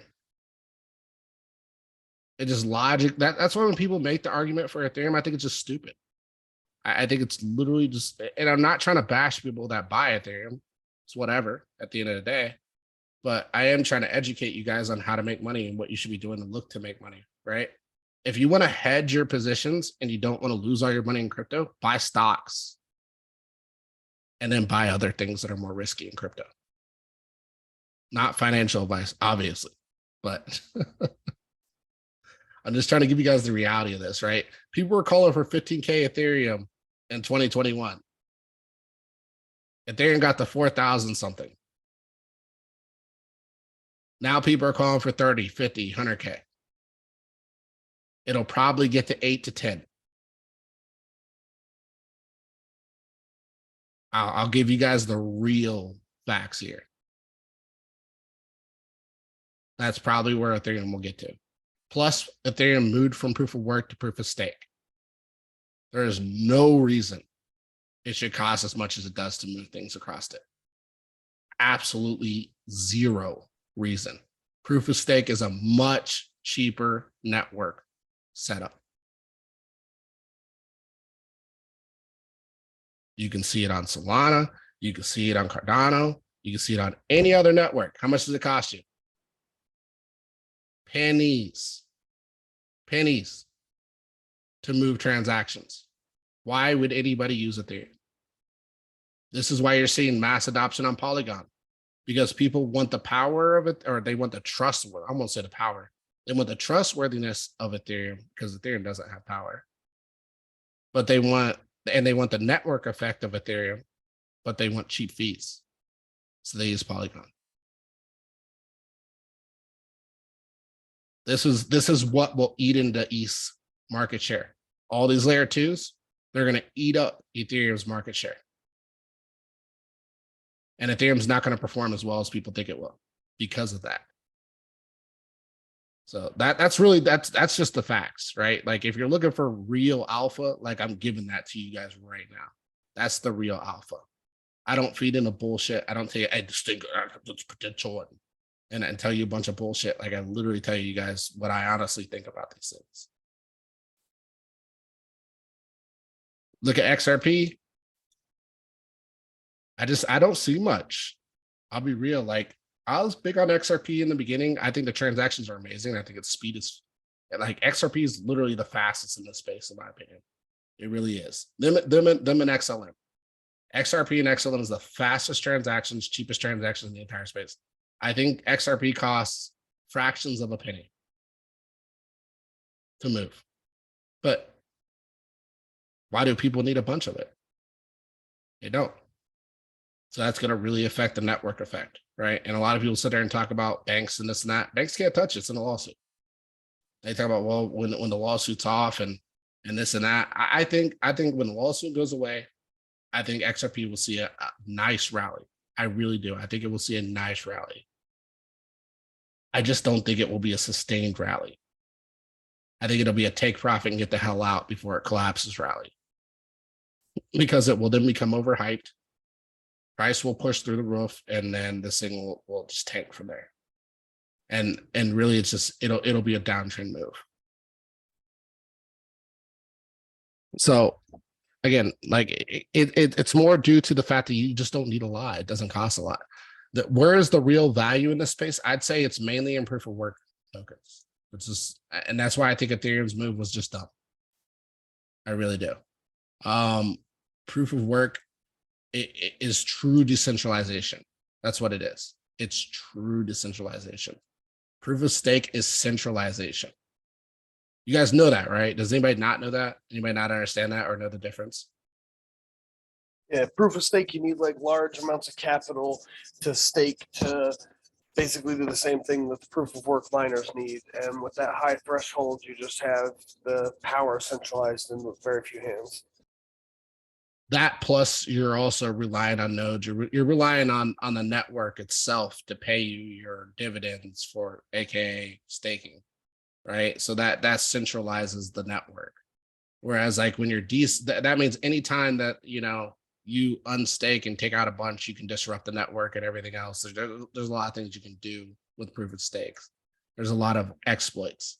Whereas with like proof of work, you got miners all around the world, different locations. This is why Bitcoin works so well. And they're all pretty much providing that network for you to run on. And they're getting paid for that, for utilizing and creating that network roadmap for you to use. And that's what true. And why is that decentralized? Because if one miner shuts off as a machine, there's a million more that'll give you the network you need to keep your money moving, right? That's what decentralization is. Decentralization is cryptic transactions that can be moved across the network for a nominal fee. And nobody knows who you are. Nobody knows what the transaction is. They do the transaction for you. The miners do. And your transaction goes from one place to another.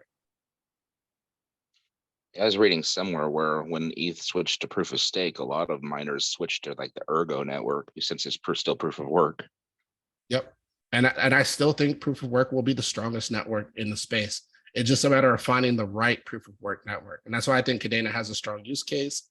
I think there's quite a few in the space that have that are proof of work still. Flux and a lot of these other networks that have a really good use case because they're proof of work. I can tell you guys when it comes to projects trust proof of work more because they can't be shut down. Nobody can shut down a proof of work network. Why? They would have to control 51% of the miners. Yeah. You'd have to shut down the miners. You'd have to locate, find, and shut down the miners. There's no centralization in that, so there's no way to do that.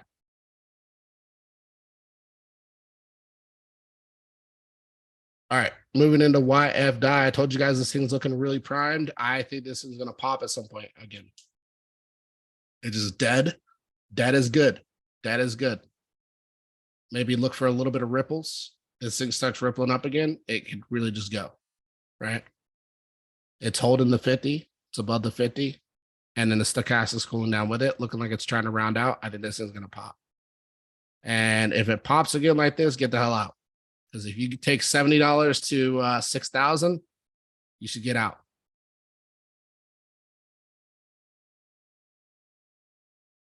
US Gov bonds, bullish. That's a W. This thing's going to go. It's definitely going to go. So the 10 years is starting to move. This means that we're seeing a lot of selling the 10-year bonds. What does that mean for confidence in the bond market? If bond interest rates are going up, You're losing confidence in them. they're losing confidence. You got to raise Right. interest rates to make people buy them more attractive. Yeah, the risk on is actually more in play when you start to see this. You're starting to see people lose confidence in the bonds that the government has provided, and they're starting to move back into the market and risk on. I'm telling you guys, if inflation is not under control, this thing continues to move up, it's going to be bad. Because that means inflation might start veering back up again. Doesn't mean it'll reach all-time high. I'm not at all indicating, hey, we're going back to 9%, 10%, 12% inflation. I am indicating we can go back from 6.5 back up to like 7 or 8. And I'm telling you right now, the Fed won't take that very well. It won't. So we have to continue to monitor these things to make sure that the market's not overestimating or getting over exuberant with pricing, and trying to break out to the upside and create wealth again. Because when you start creating wealth, poor people that are creating wealth in the market will take that as an indication. Hey, I'm making money. I can go spend more. Remember, most of retail lives on credit. They stop utilizing credit when they feel poor. When they feel rich, they start utilizing credit more. That means they start maxing out their credit cards, stop paying them off. They start spending more from their paychecks, and you're at max everything, right? You're at max spending. And when you start to go back to max spending again, while inflation's high, you start to move inflation back up. Yeah, no problem, Daniel. For sure. Thank you for stopping by. I appreciate it. How's gas in Nevada, senor? Over here in Phoenix, it was like Oh. 310, 315 in the Costco's. Now it's up in the 345, 350. I'm at 4. I'm at 4 here in Vegas. But if it's And going that's- up like here, basically. Yeah, it's still going up here. That's why I like when people say that gas is under control, oil's under control, they're full of it. When I left California, gas was $4. That was, some years ago, but it should not even be close to that in Vegas. Like there's not enough people here to suffice for $4 a gallon gas. Is that for 89? That's for the cheapest gas. Yeah. Oh, I say because I'm paying 87. 380 for 91. Yeah. We're paying $4 a gallon for the cheapest gas in Vegas, which is And which is state tax or non-state tax. Natural I'm in gas is even worse. Kansas. Then. Yeah, it's getting pretty crazy with the gas stuff, but gas as a whole, or not gas, but crude oil still holding the highs here. Hasn't broken. I think this is going to start rounding out. I'm still looking for that C wave move, which will push oil up to 150 a barrel, about 146. I do think this will play out at some point throughout the year. I'm going to continue to monitor this. I don't have a break in structure yet, still holding structure on previous price all the way over here. So because it's holding here, I'm going to continue to be bullish on oil going back up. If it breaks structure, we discussed that. That's going to be a pretty fast breakdown. That'll be a good sign. If oil does end up breaking structure for me, that'll mean that assets will probably continue to run, right? How long that will last, we'll see. Because again, I think that will cause an issue with inflation. That won't be good. If we look at, man, I gotta stop drawing this stuff like this. I'm just gonna clear this. I'm always doing explanations and then I do stuff like that. All right, so S&P there, breakout. We did get a clear breakout, moving back to the trend. 39.58 expectations. Yep, about 39.58. If they go lower than that, they're gonna break lower. That's gonna be bad. It's gonna be a flush out move. We are, let's see. I'm trying to see if I see any head and shoulders, anything like that. No, everything looks good. So no head and shoulder or anything. The price area that was tested was this high right here. So you can see right here, resistance, support, and then that's basically where we rejected. And this was where I was talking about the rejection occurring. We do have a solid uptrend. I do think we're losing momentum. That was something we discussed last time.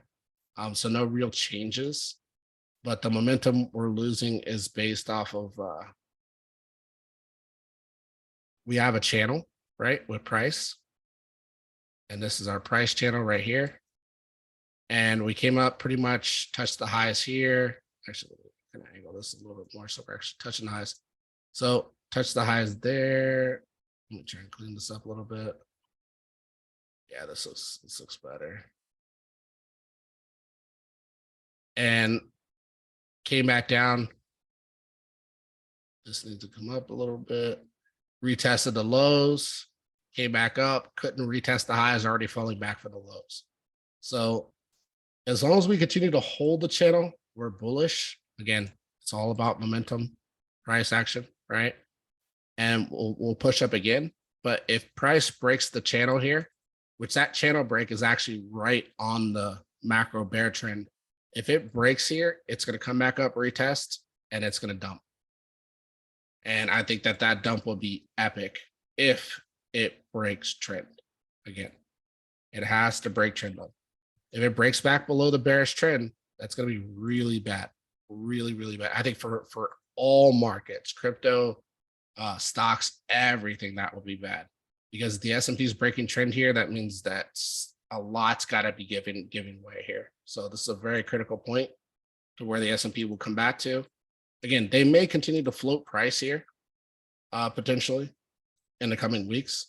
I think this is a liquidity grab, and liquidity grab doesn't happen all that fast. They're really trying to position people into the belief that the bottom is in and that price will continue moving forward, in my opinion. And the best way to do that is to continue to support price, right? So if they continue to support price, and you're probably like, well, that doesn't make sense because they're continuing to support price. And yeah, it could be the bottom isn't. It could be. Yeah, I agree. But my thesis is at the end of the day, we're in a QT market. So it logically doesn't make sense for big money to be trying to make the market bullish, right? So I think that there were a lot of big players and institutions that maybe got caught off sides by these drops and they went a little deeper than they wanted them to in the immediate term. And they're basically building some of that liquidity back before they can make moves lower, right? And the best way to do that, in my opinion, always is to break the macro bearish trend. Because if you break the macro bearish trend, everybody gets in this belief scenario that price is going to continue moving higher. And maybe they could even get another push out of it. But I call these premium price zones. We're going to talk about that on BTC. So these premium price zones is just where they can sell you the asset at a much higher valuation, only to later mark it down again. But they made all their profit up here. So when they come back to here, there's no losses for them. There's no losses. They could sell this thing all the way down to like right here, and then retail sells it down lower. They've already made all their money up here. That's why you get these distribution zones, because they're selling into you to be able to have liquidity to withstand the downfall that's coming.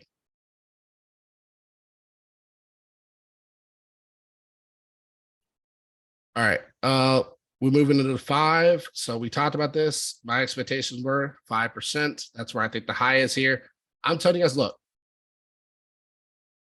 it can go a little bit higher. I don't expect it to. 100% don't expect it to.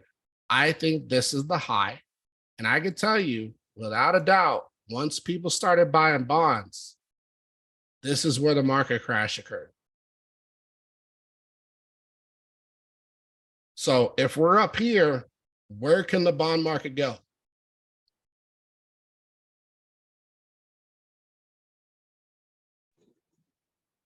Where can it go?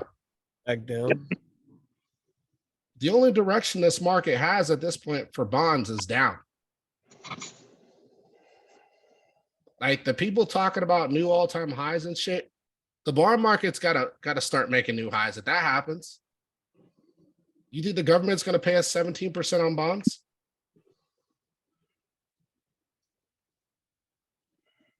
No, it's not gonna happen. If they need to, they'll start driving fear by driving interest rates higher to force people to buy back bonds. The government needs liquidity too. This is one of the ways it makes money, is through bonds.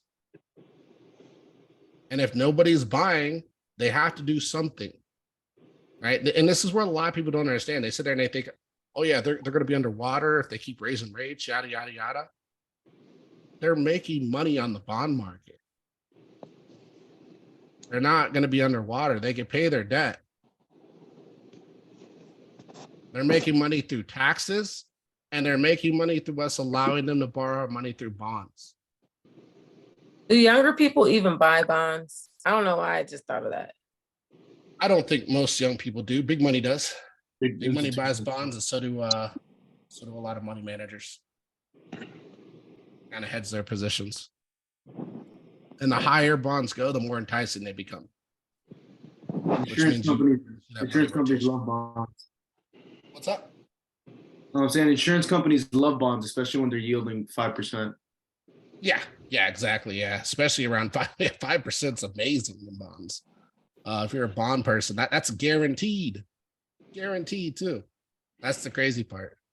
So yeah, you don't think that could the government can mess up its obligations, because especially with debt ceiling reaching a cap.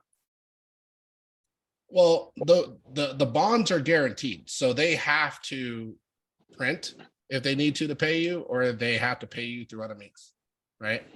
So I don't think that this obligation can necessarily be messed up. I don't necessarily feed into, and I do agree with me, Kevin, on this, even though I'm not agreeing with them on a lot of things lately, is that the debt ceiling conversation is just a conversation at the end of the day. I don't think that it's as much weight as most people think it is. I think that people are putting a lot more weight on it than they need to. It always gets resolved, and it always will be resolved.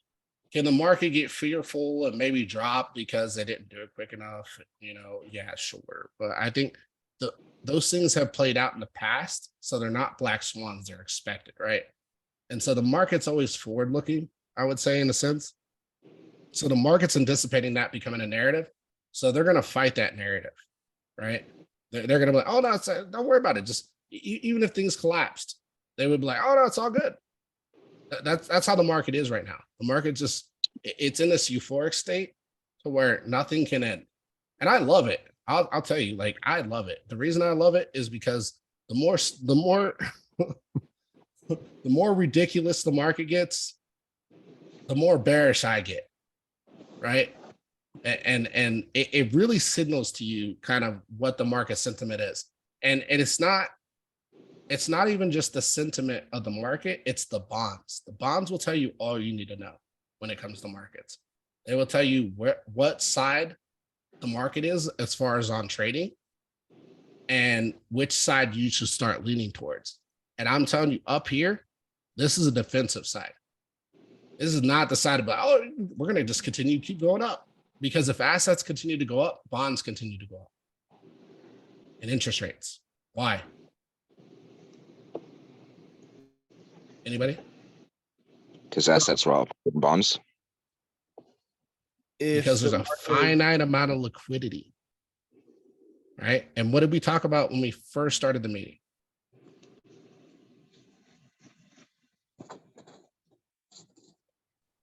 I didn't catch the beginning. Asset what? Important asset rotation. Asset rotation, right? So whenever you see bonds sitting here, if assets continue to rise, that's likely a scenario. Not saying it's fully the reason why. It's likely a scenario of something else being sold to buy the highs of something else, right? So the money that's in the market is the money that's in the market. A lot of people are in this belief that new money will just keep coming in, everybody will get educated. A lot of people got turned off in this downturn and they will probably never invest again. Not only will they never invest again, there's a lot of people who just don't believe in investing. They're like, oh, it's just a scam. They'll tell you stuff like that, right? And I mean, in a sense it is. It's all a Ponzi scheme at the end of the day, but it's the only way to hedge against inflation, right? So you have to play the game. That's just how this works. As long as you understand that and you know it's a game, you understand that you have to play the game, you have to know where you're at in the market. And I'm telling you right now, hedging that the market can break out at 5% bonds, 2-year bonds, I think is dumb. And I don't mean like break out in the sense that we can't go to 28K Bitcoin or we can't go higher in the S&P or we can't go higher in the SPY. I mean more in the fact that something's going to snap. Something will break. And that is what will push the bonds lower. And it won't be something that's already happened that we're already aware of, aka debt ceiling conversations and stuff like that, right? It won't be any of that. It will be something else, a financial institution collapsing or something. Under the weight of these current interest rates, like this is putting a lot of financial strain on institutions. It really is. They're paying a lot of money just to survive at 5%.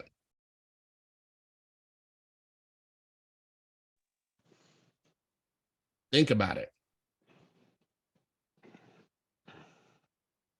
So like really my position is, and this was the position I've had, when did we break out in crypto? What year?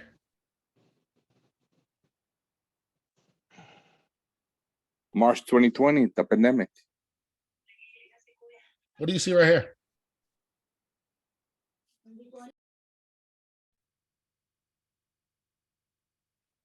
Bonds were low.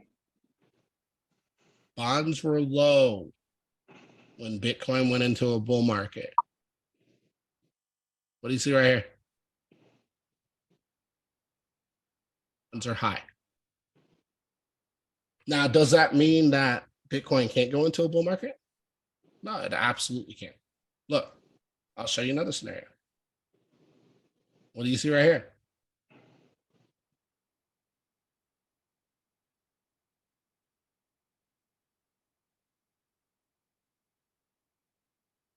Anybody? That was the 27-18 bull market. Yeah. And which direction were bonds heading? Headed up. They were heading up. So I want you to understand both sides of the conversation because there are two.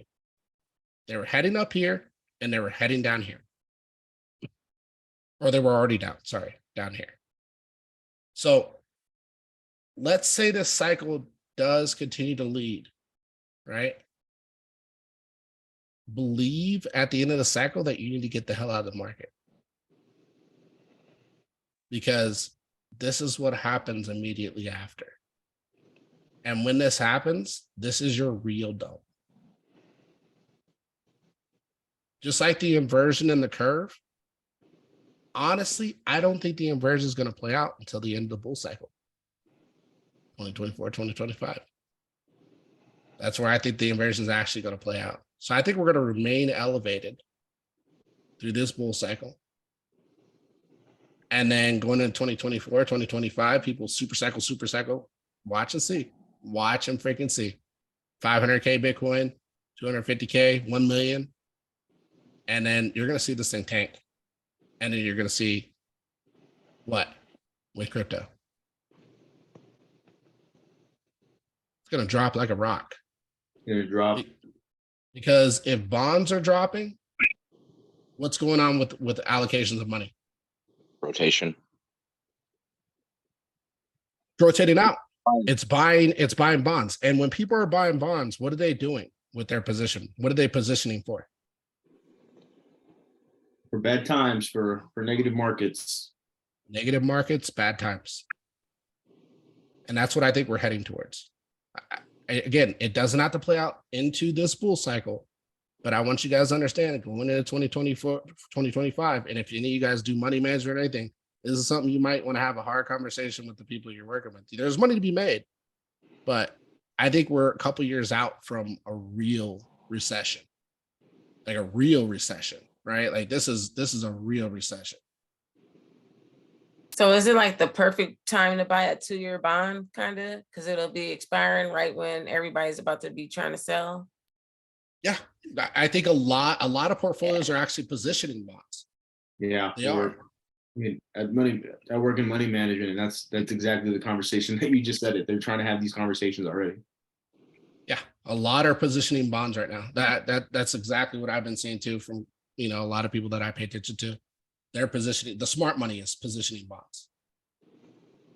Because they already know where bonds are sitting at, and they know like once you get down here, nobody's buying your bonds. Nobody's buying them down here. Like, well, you will have people buying them like dumb money, right?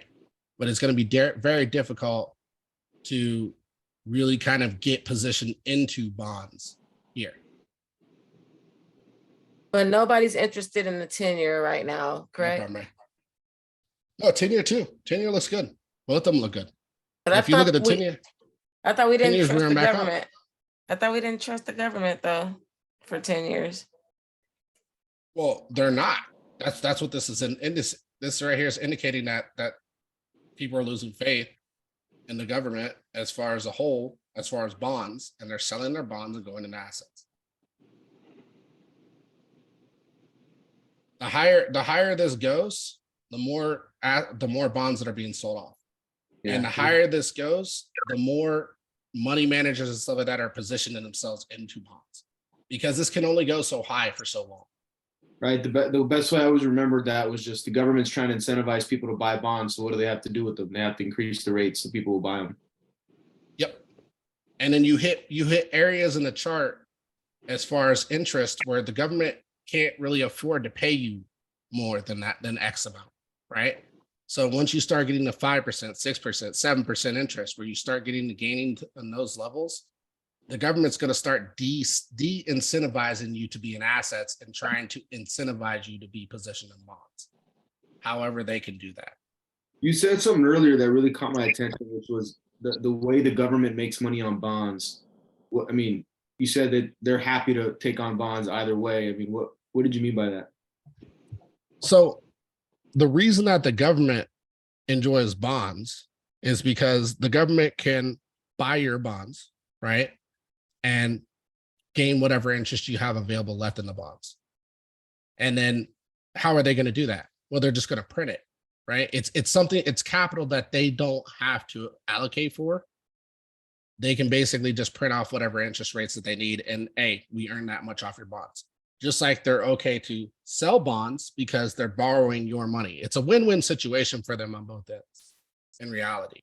Because if they don't have the liquidity, they'll just print it. That's just how the bond game is played with the government. The bond at the end of the day is a big, in my opinion, Ponzi, right? But it is a printing Ponzi. It is a printing Ponzi because they can consistently print you off the money. So that's just the way that I view the government from a bond perspective. I don't think that they lose on either end of this. You make very little while they make quite a bit. Yeah, no, you just said the key there is the ability to print, right? If you have the ability to print, when stuff hits the fan, they're just going to be able to print more money to take control whatever they need to control. Correct. They just have to be positioned to be able to do so. They can't really see up here. They can't really print up here, right? They need to get people positioned in bonds to push them lower to make it cheaper for them to print. But when they're up here, this is more ideal for them to be positioned in bonds. And then down here, it's more ideal for them to unload their bonds to you. Yeah, the government, like they're pretty sneaky on this. Like and it's pretty crazy. Like if you pay attention to the 10-year specifically, like look through the chart. It's been very consistent in price action movement, right? And then you had this just like steep sell-off of bonds. And then that steep sell-off of bonds leads into this giant run-up, right? This, or not sell-off, but buy-in of bonds. And then you get a big sell-off all the way up to the highs here. This is too rapid.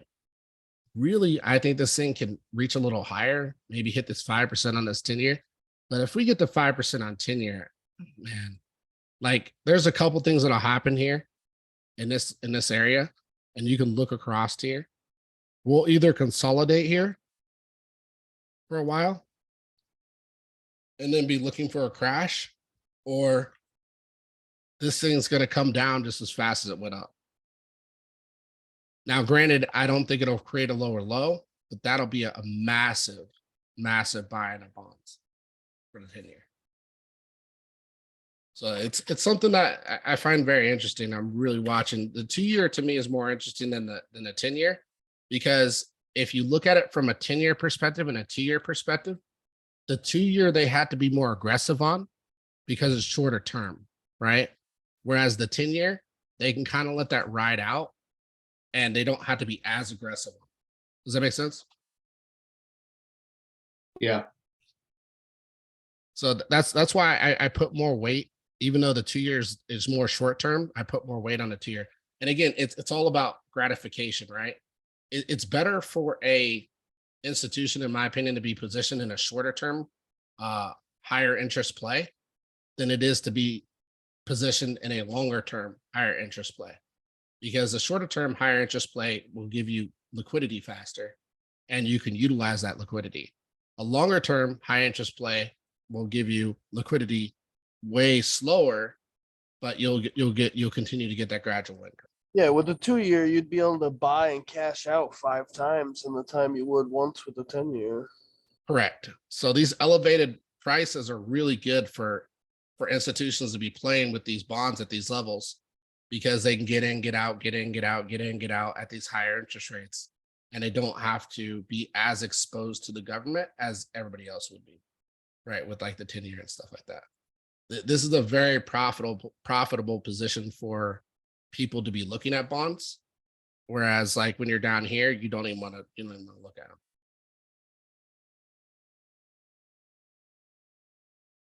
All right, let's go through shop. Again, look, man, you can't even make this stuff up. Look at this rejection. Beautiful. Coming back down. Shop overall. Oh, let me go back to that. What did I do? Okay. So shop could be doing a double bottom here. If shop comes back down a trend, I would take it as kind of a buy around like $28. I wouldn't be buying it where it's at from here. I want to see this thing play out. I'm not liking the white, blue, because that's telling me that momentum's slowing down, and this thing might roll back down again. And you can kind of see it right here on the RSI too. It might have another leg, but I think that leg will just be back up to resistance and back down. Like this thing's looking like it's turning into a distribution zone. And really, I want to see price break this high. This is the resistance from over here. Then the fact that they can't break it makes me think they want to come back down again. Really, the best price for shop, if it can get there, would be around like $15, $16. But this is really hopeful that price can get there.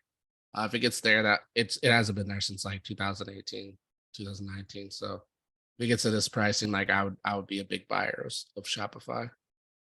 Coming into Rumble, we're still sitting below support.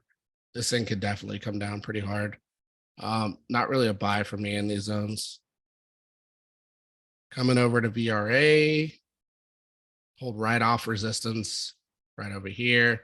Looking to come back. I think VRA is just going to continue to trend sideways. If not, yeah, I don't know if it can go lower than this. If VRA goes lower than this, I would be a pretty heavy buyer of VRA. Really, I think it's going to be more of a sideways chop because this is a lot of liquidity it's sitting on top of here. It did come down to hit that liquidity beautifully and then bounced off, got a nice bounce back up. And really, if it can start consolidating into something like this with lower highs and lower highs and lower highs, I would take that as a decline wedge, and I would think that it's going to break out from there. So that would be a good confirmation of Veracity having good price action. Adobe, nothing too crazy here. Just sideways chop. Really, that's what I'm gonna say for Adobe. I think that's what we're looking at. Again, I think this is turning into an accumulation zone. I think it's just a lot of people are trying to buy too early. Came back up, hit the resistances, fell back down, and really it looks just like shop. It looks just like shop. So I think they'll chop sideways too. If not, come back down. I'd like to see them revisit these lows. Those would be beautiful. But if not, then at least to the high of here and the lows of here, I'd like to see it come down to that price action too. So probably around like 253. I think that would be a good spot to start looking at DCA if you're interested in it. Google. So Google is kind of interesting. So Google had a nice distribution high. Like look at how beautiful this is right here. It's a nice circle right there. And really, I think they're going to come back out of this from this zone, right? So like Google looks amazing. Like this is a buy in here, guys. Like for me, right? I think it's going to take some time to work itself out. But I think like this is the consolidation zone, the slash sideways move, right? Just like we have over here. And really, like when this thing works out, it's going to be a nice leg. Might take some years here, maybe like what we got here, 2025. Yeah, maybe 2025 into 2030, somewhere's in there. We're probably looking at breaking out in the all-time highs for Google, in my opinion. Maybe I wouldn't say 2030. Go sideways. Like 2025, 2026, 2027, somewhere in there. I don't think it'll remain down here long. I think this is going to be a swoosh. So like a nice distribution into a swoosh back out. It's just going to be nice and smooth circle out, I think, here though. So it's consolidating right here. It's in that buy range. High, low, high, low, high, low, high, low. And then it'll establish its low. And then the bottom's in and then rolls out. I'm not saying the bottom's in. I'm just saying like if it consolidates that way, the bottom would be in. HomeEd Group housing looks like it's collapsing.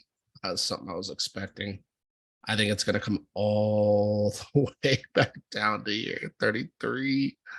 That's going to be ridiculous. When's the last time I was here? 2019, 2020.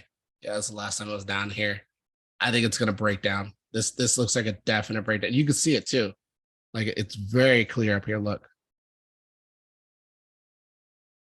Housing, I think, is going to continue to get destroyed. But I think this is going to be the low. I don't think housing will go below here for HomeEd Group. I think HomeEd Group will hold this price action because you could take this floor that it's kind of established here and pull it all the way back to here, right? And that's your initial in 07. And I couldn't see it going lower than that. But if it gets down to this pricing, this is like 2015, like, ooh, pull some trigger on some houses. It starts getting down to here. that's a good one to watch just to kind of see how the housing market's going. I got a high here for Solana. I kind of showed you guys this. Look, we got the bearish macro trend. Possible move up to like 31 will be the high. And I think that's it for Solana. I think Solana's going to turn into a distribution from there and come back down.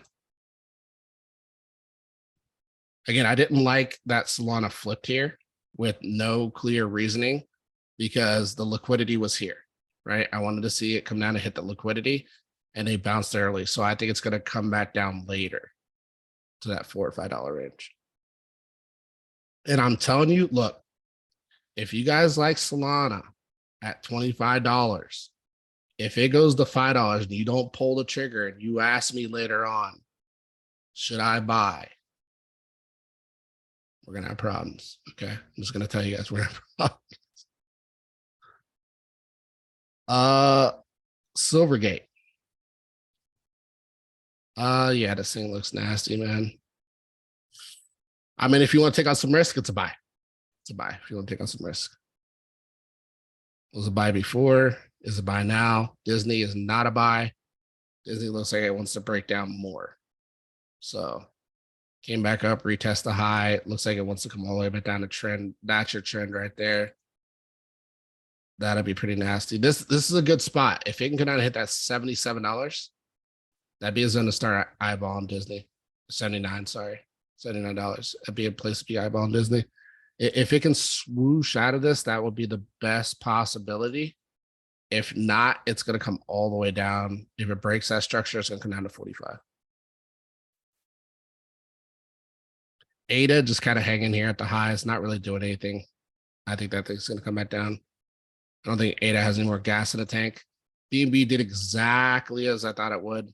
Came up, hit the macro high, rejected, kind of sitting here on a doji, rolls back down to 209. I really want to see ADA come back and fill this fair value gap right here. It's a massive fair value gap for BNB. I mean, so if it can get back down here and fill this, I would be okay with buying. I would be okay with buying BNB if it came back down and fill this. There would be so much FUD here. People be like, oh yeah, Binance is failing. Binance is going to fall to the floor, yada, yada. Like that would be okay price. I'm not buying BNB in the 300s, guys. Just not going to happen. There's so many better buys than that. So something with Bitcoin that I pointed out, and this is something I want to discuss with you guys. I think this is very important to pay attention to, is we have the rising wedge here. We had the same rising wedge over here. And I want you guys to understand, like, look at price. Look at price. You guys notice any similarities here?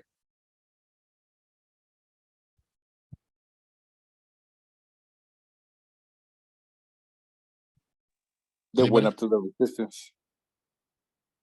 It went up to resistance and immediately just sits there, right? Every time it touches resistance, reject, reject, reject, reject.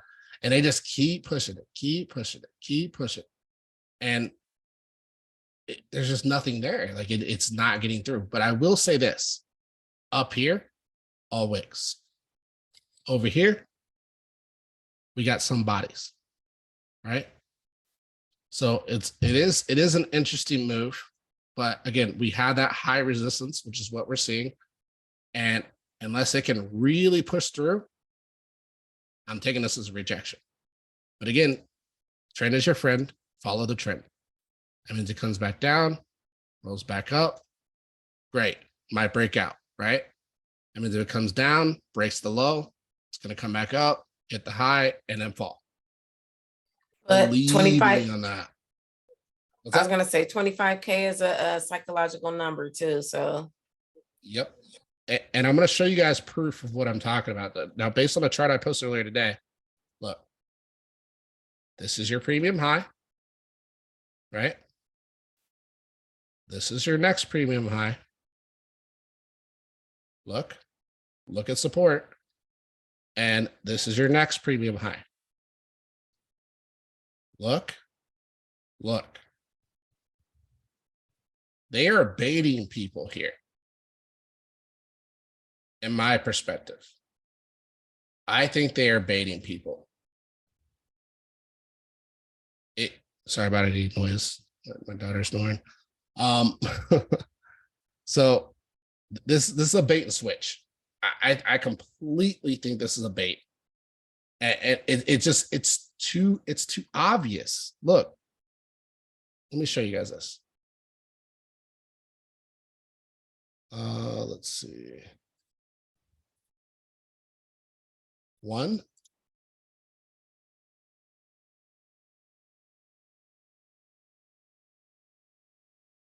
Two.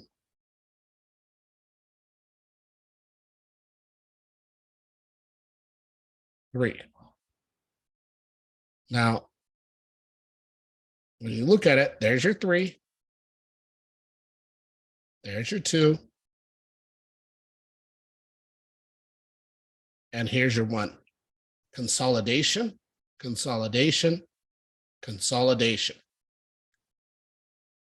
Peak high, peak high, peak high. Now, a lot of people are like, well, they're building back up, but they're not breaking through. That's the other side of the conversation. You gotta pay attention to price, right? Price has not confirmed a breakout, just like price has not confirmed a breakdown. So don't get tricked up here into buying Bitcoin at 25K.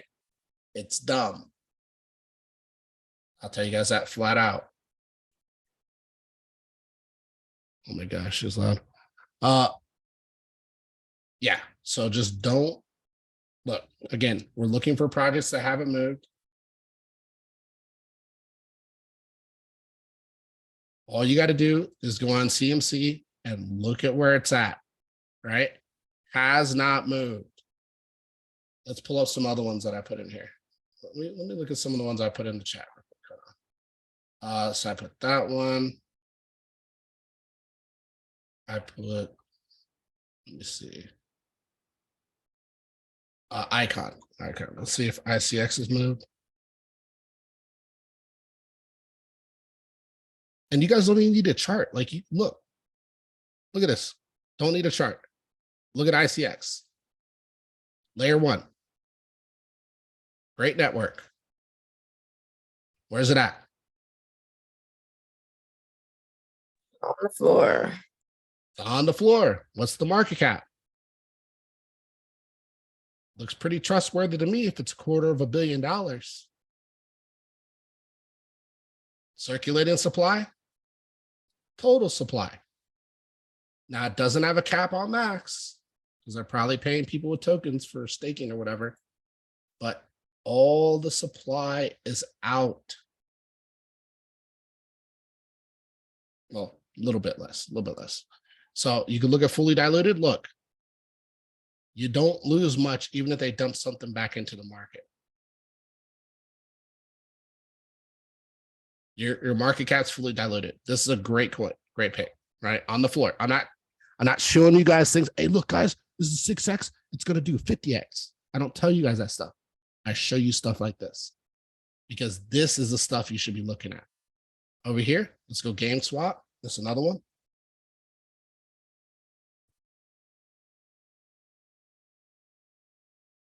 Look at that. Where's that at?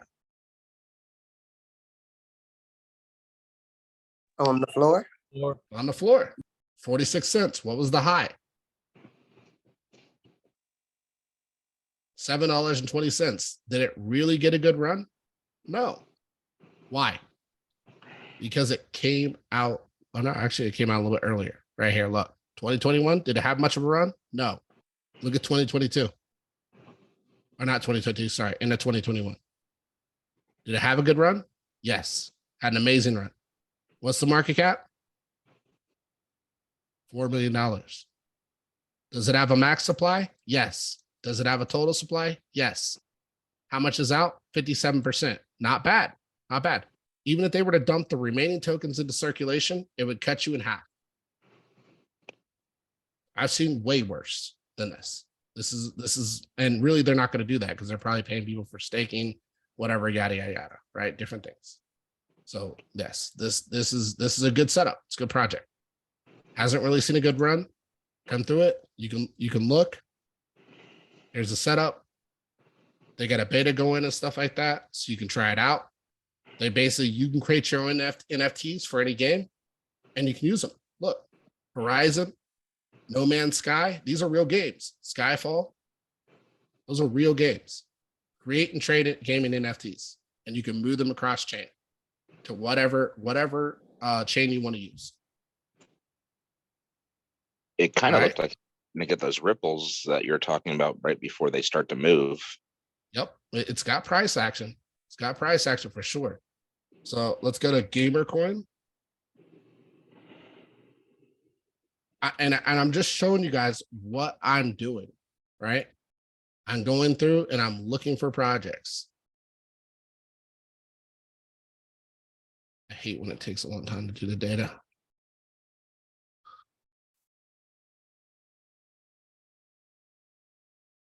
Again, look at market cap.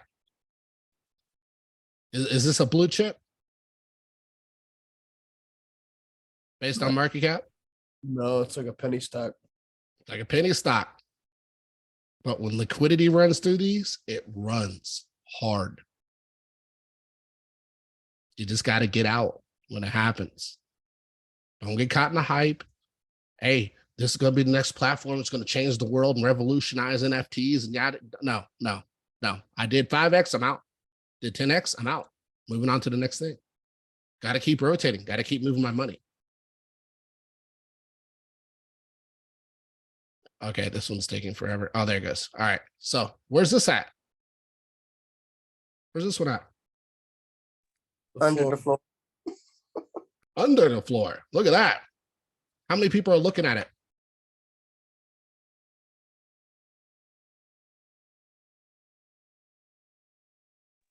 Almost 8.5 million. 8,490,000 people have this on their watch list. You want me to show you something crazy? How many people have Bitcoin on the watch list? Wow, less than half, 3 million. Holy cow. 3.7 million. See the difference? Pay attention.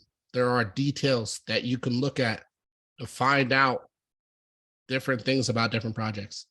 That was just a small, minute thing that made me even look at them. And then once I did that, I was like, oh, why are so many people paying attention to this? And then look at this. The first licensed EU token for gamers. Licensed. Where can you buy it? KuCoin, Uniswap, PancakeSwap.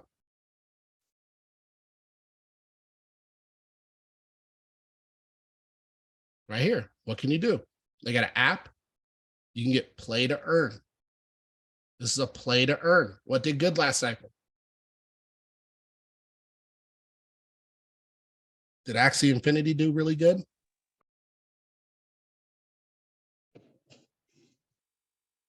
I'd say it did really good. Yeah. What kind of game is Axie Infinity? It's a play to earn game. Except this one, you can play whatever game you want. And you can earn tokens. And they have a phone app. Again, phone apps are big. Look at this. What does this say? We are metaverse builders.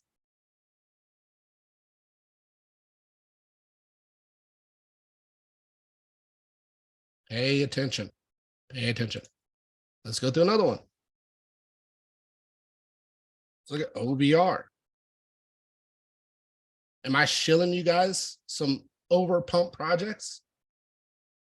Look. What do you see? What do you notice with OVR?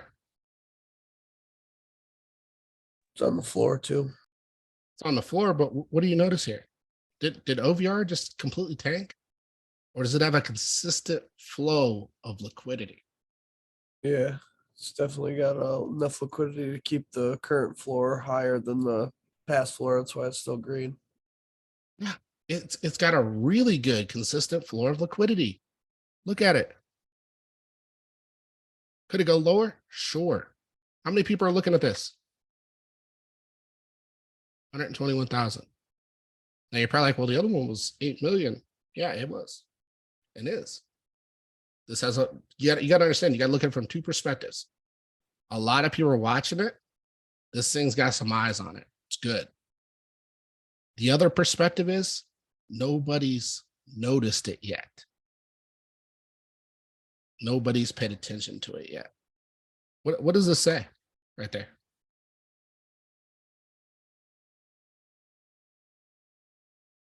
What does that say? AR. The future of AR. You guys know the difference between AR and VR, right? So VR is virtual reality. That's your meta headset, right? You can't see through it. AR is augmented reality.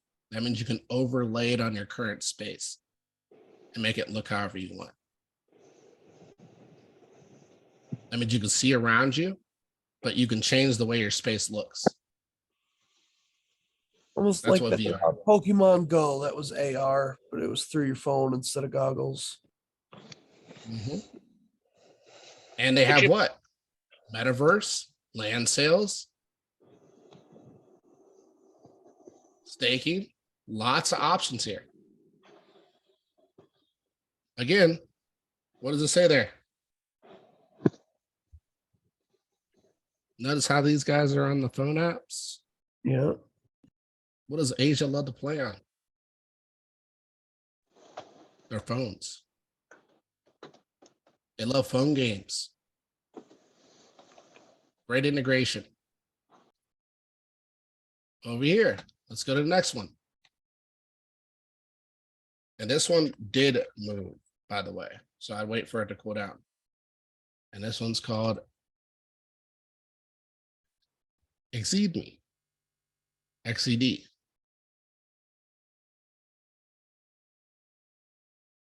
I believe when it moved, it was like 1 million.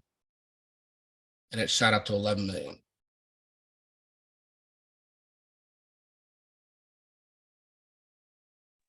I've been playing one of their little games on there. On Exceed Me? Yeah, I don't have any coins to earn, but I think you need 400 to earn. But I've been playing like it's like a real simple, I think it's like chicken something or something. Gotcha. Yeah, if you look through here, these guys host games. They got an FPS, strategy, FPS, multiplayer, FPS. Remember, what did we say? Launch pads, right? Games that host games, so on and so forth. These will be your better plays, in my opinion, than the games themselves. These are the infrastructure of gaming. And what do we see right here? What games are these? What game is this? That's, and some of you may be like, I don't know what games are. Let me show you guys something. Dota 2 player base.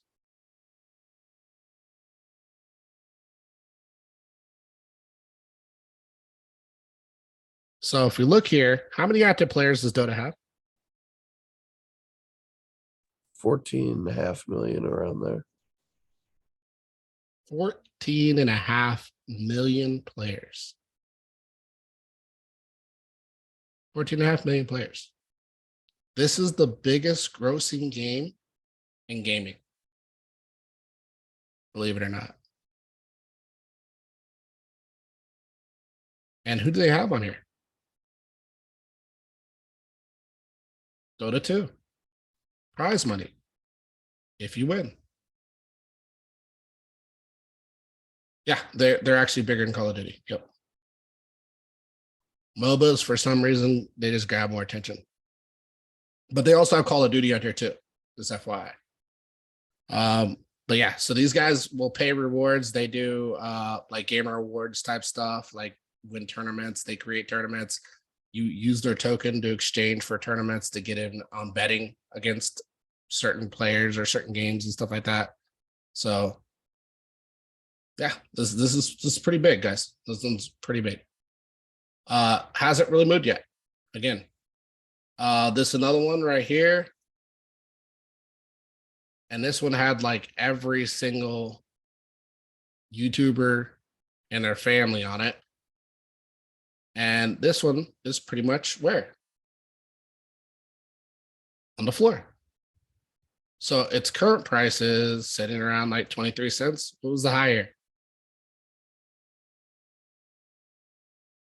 365, right? What's the market cap? 45 million. Again, go to the website.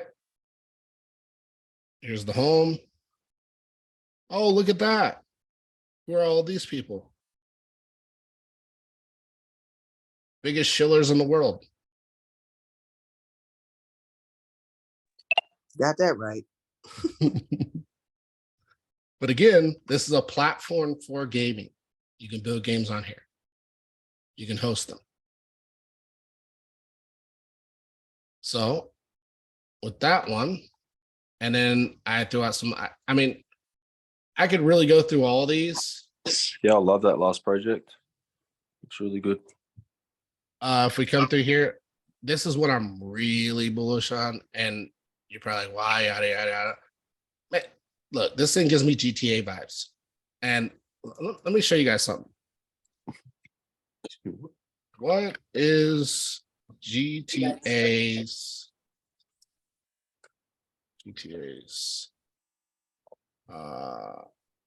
current net worth?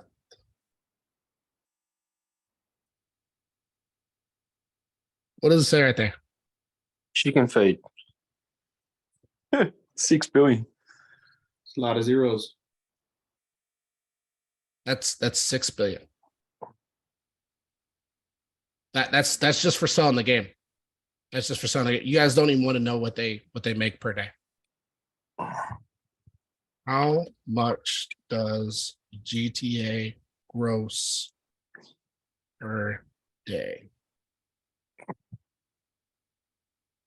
No. What does it say right there? 2.5 million. Jeez. Per day. Do you know how they're generating that income? Through like Mm. similar to NFTs, but play extra Mhm. add-ons. Yeah, in Extra game. add-on. Yeah. They sell currency. They have a full-on casino in game. What? Everything. And not only that, like people are still, I'm still playing. I know that. Like I know it's one of my favorite games. And when did GTA 5 came out? Like 6 years ago? Yeah, Yeah. years ago. And we're still playing hard. 2.5 million a day. That's how much they're making off this one game. I'm showing you guys the money, right? Because I want you guys to understand. I want you guys to understand this industry is crazy. And if you can get the people to adopt, it will generate stupid money in crypto. And if you look at this, man, like it gives me GTA vibes. Like, look at it. And it's built in the best engine out there, which is Unreal Engine 5. Looks kind of like Apex. Yeah, I mean, it's got gameplay. You can buy houses, you can buy cars, you can buy you can literally buy shoes, clothes, like everything. I guess they added beasts. You can buy beasts now too. Land, cribs, kicks, wheels. Like if you come over to Wheels, for instance, here's some wheels you can buy, right? Visit Wheels Showcase. And then what do you got? You got a bunch of NFT wheels that you can buy. Do you know how you make a lot of money? If you're bullish on a project like this, and this is an individual game. I want you guys to understand that. So I don't promote individual games. So they're trying to sell this for $421, right? If you're to buy, say they think the value is $421. You're to buy this now and say each coin was worth $5 later on in the bull run. Currently, each coin is valued at 45 cents. you're essentially getting, what is it? 10 extra money, right? So you're paying 10 times less than what they want right now in price.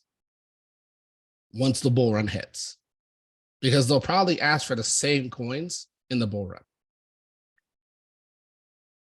which means you'd be paying 10 times, or not same coins, but the same price in the bull run, which means you're paying 10 times less than what you'd be paying right now.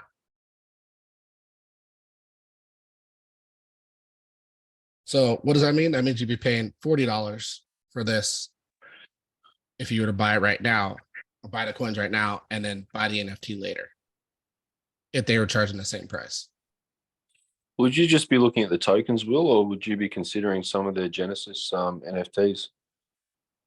I mean, I would definitely consider some of the NFTs, like depending on how rare they were and stuff like that. Like there's a lot in here that I think a lot of people are underestimating, and they're just selling them off to try and get liquidity back. And they could do really well, I think, going into the next bull run. But again, you have to be bullish, obviously, on the game, right? Do I think the NFTs are a reach? Yes, I 100% do. I think you're adding risk. And I'm being real with you guys. I think you're adding risk when you go into buying anything outside of the tokens themselves. NFTs are definitely a risk. Yeah, there's a lot of risk to that. So I want you guys to be fully understanding that. I'm not telling you this doesn't come without risk. It definitely does. Look at this crib right here. He's trying to sell it for $2,343. So I saw this when it first came out during the bull run, and I think this was selling for $40,000 or $50,000 of Molitor tokens. And now look at the price. These are just cribs.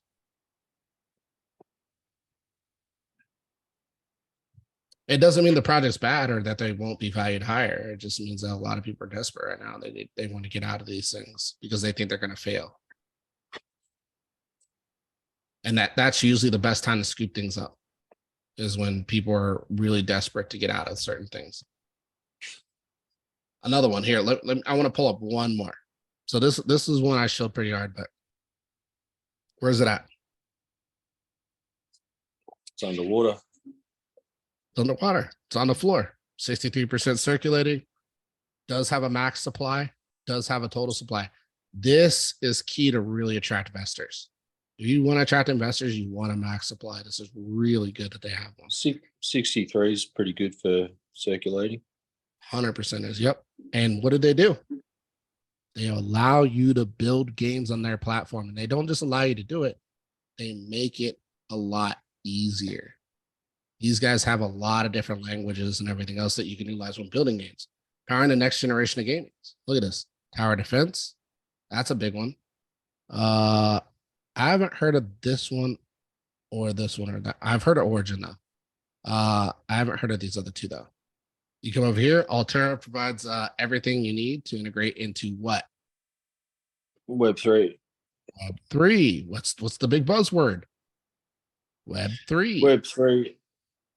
Into your game API and simple yet and powerful SDKs. platforms. So you can focus on what matters most building your games. Again, this is a building platform. Build with simple, powerful API and SDKs. Meant to integrate, update, and transfer NFTs in-game for free. Unreal Engine. Free. The Unreal No Engine registration. No registration required. It's on all the chains. And what does it say right here? What does it say right here? Multi-chain. You can build on any chain. That's like a ledger technology, really, isn't it? Any chain. Yeah, Scale with our community and marketplace. Monetize with safety and security, yada, yada, you know, all the buzzwords. Start trading on a marketplace, yada, yada, yada. You can stake on here. And what's their staking? 8%. Not too bad, right? It's a good return. That's Not based on telling you to ledger stake. technology. That's fancy being gaming. I've not seen gaming built on that Yes. technology. Exactly. So that's new, and that's where all your different traditional programming languages are going to come in. So you're going to get all the top gaming developers, they can just hit the ground running. Yeah, they're gonna have no issues. The fact that you can build on any chain and do anything you want, basically free, no issues. You're gonna be able to mint NFTs for free as a creator. Like that's gonna be massive to any project that can you mint for free. Like that's gonna be massive to these projects. Yeah, this one's to me is a no-brainer. It's a no-brainer. That's why I bought this one. Here's the current marketplace, different things that they have on here right now. And then I guess they got a top games. You can play the different things that they have on here. Check them out. But yeah, this one looks like a real gem. Yeah, I think so. That's a pretty deep dive. And if you look at it, how many people are watching it? Oh, where are we? 118,000. It's undiscovered. 100% undiscovered. Not only is it undiscovered, what rank is it? 756. It's not too bad. So I had to dig deep for these ones. That's all I'm saying. I went through every single page to dig out some of these. So this is something really to pay attention to right here. Right? Because if this thing moves out the top 100, this thing's going to be well into the billions. And what's its current market cap? Oh, pittance. 13 million. So just pay attention. Pay attention. When I'm making calls to you guys, you can see the calls I made are still there. They are still there. What chains is that on? Is that just on Ethereum and Binance Smart Chain at the moment? Yeah. Just buy it on BNB network. BSC network. Or wallet. Yeah, I'm not big on exchanges, I won't lie. This is an exchange, right? Yeah. Yeah, I'm not too big on exchanges. I feel like there's enough of It's them in the only space. it's only got 52% circulation as well. So I'd be curious to when the rest are gonna unleash, because that's a pretty high price it had. Yeah, it's sitting at 11 million. It's got a max supply, total supply. I like the max supply, total supply. Floor. It did hit a high here. Whoa, 280. Yeah, I can't justify 2180. If it was like $2 for sure, like this would be a deal. 280, you're looking at a 12x, 13x. I think there's better opportunity, but like it could get higher, right? If it gets enough adoption. Platforms are hard, man. They're hit and miss. There's so many good ones and so many bad ones. But it'd have to double its liquidity as well to sustain that all-time high again, being 50% of the tokens in circulation. You guys want me to show you one? Yeah, I'll check it out. So this is one that I'm watching. I think this one's gonna be really good. I'm gonna let it dump first though. This thing's gonna tank as soon as it launches. So this one's called Black Stallion. They're gonna be doing gaming, marketplace, staking, wallets. Like they got a lot of stuff they're trying to do. Swap systems, NFT marketplace, smart decks. They got their own NFT collection right here. This is their current roadmap. So I'm not gonna be buying these right now, guys. I'm just giving you guys kind of some alpha. I'm looking to see how they do. I'm gonna kind of track them. But yeah, these guys right here, yeah, definitely look good. I think they have an ICO coming out, but like with all the stuff that they're offering here, it looks pretty big. And this is gonna be mainly gaming, right? That's why I'm really interested in this. And not only that, like look at their token allocation. It's really clean. They got a really clean token allocation. They don't have anything that's kind of overweight on here. They describe everything. Look, 4% seed, 1.5 private, 1.25 public sale. Play to earn 15%. Yeah, exactly. Yeah, this is massive. Like this looks really good as far as allocation, 8% into marketing, marketing locked 1.04. So they got like a marketing unlock schedule, 4% development, 2.5 team, 14% ecosystem. They're going to do airdrops, obviously 2.5, treasury company 9, staking, smart DEX. There's a lot here. It's a lot, right? And then they got liquidity for CEX liquidity, DEX swap liquidity, all that good stuff. I like this one. This looks. I'm just kind of giving you guys a little bit of something I was looking at, a little gem, but not out yet. I think they're And doing an people have to ICO accept IDO. that these will be centralized as well, Yeah, which for is sure. not a problem, but because it brings money. But people have to, because I see on quite a few of these people like, oh, it's not decentralized, but I mean, that's what it is. Get in, get out, get your money. That's it. Here to make money. Yeah. They bring the money, you take it. But they are looking to gain capital. They have got some, right? And like they have 2 days left for ICO IDO if you guys are interested in that. They are offering an ICO IDO position. I might actually do this actually. Their token allocation right now is really good. Fundraising goal 960. Yeah, they're not even asking for that much to get this thing up and running. Yeah, I might look into that. Yeah, let's go back to Euros real quick. I mean, there's not a lot to look at here. It's basically just a platform, start trading. I mean, these are basically just centralized exchanges, CEXs, so it's not a.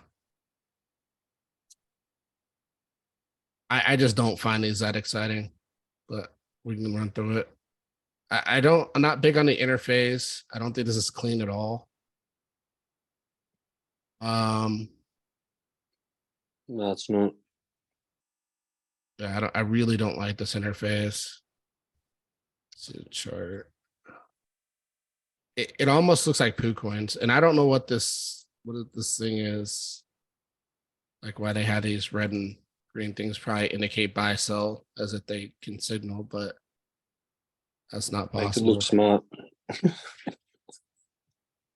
Yeah, you should never depend on these for buy sell signals. By the way, guys. Just, let's see what they got. Yeah, they don't have a drop down.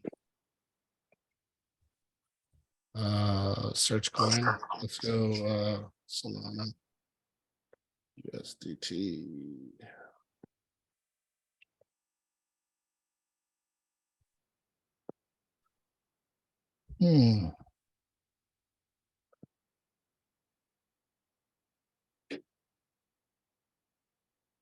Okay, so they have a light, they have a grid. This looks better.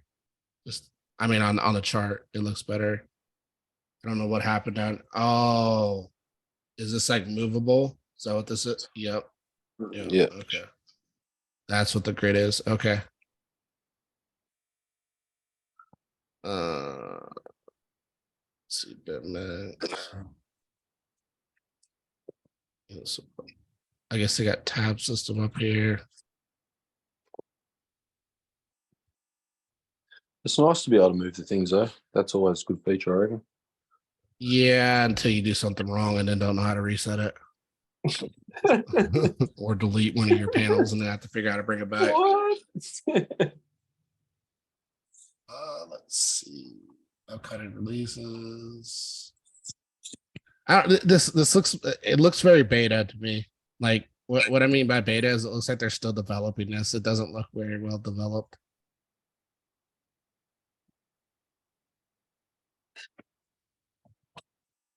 New funding round launched. Yeah, it looks like they're still looking for funding.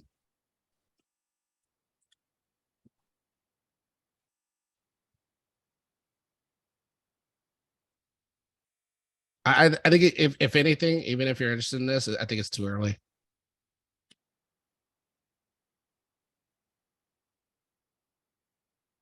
Yeah, it looks like they still got some stuff to work out here. Yeah, I think it's too early. The interface, it's just not clean, man. Like if you guys are looking for something like always look, if you're looking for gold standard, like FTX did it well, right? Look for something close to like what Binance has set up or Coinbase. If it looks anything close to those, it could definitely get adoption, right? And this blue color and stuff like that, it looks very dull. Like this doesn't even look close to those platforms. So for being a CEX, right, centralized exchange. So I don't know. I don't think people will like it. Yeah, no, I know what the indicators are for sure.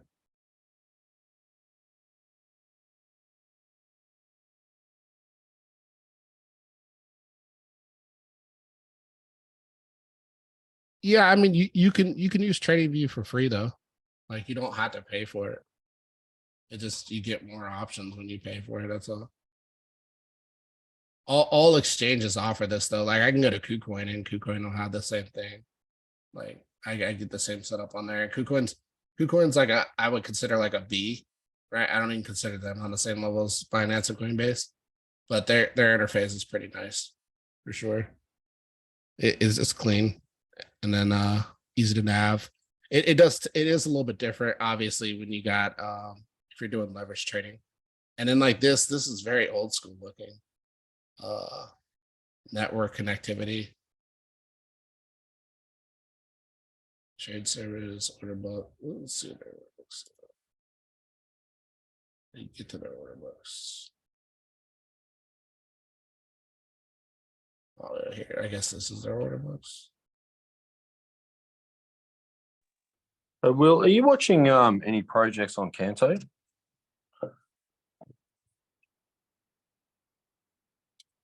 Canto, not particularly. I'm more interested No? right now in Cosmos and Algorand. Those are the two networks I've been paying Algorand? really close attention to. Yeah.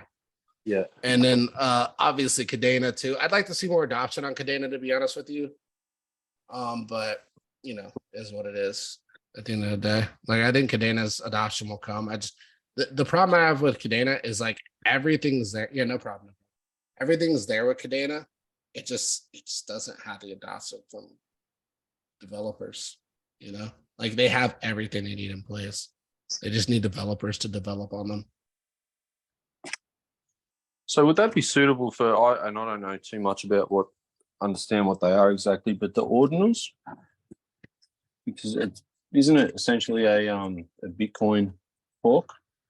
What, Cadena? Yeah. I'd say it's closer Or is to an Ethereum. Oh, is it? Yeah, it's very close to an Ethereum.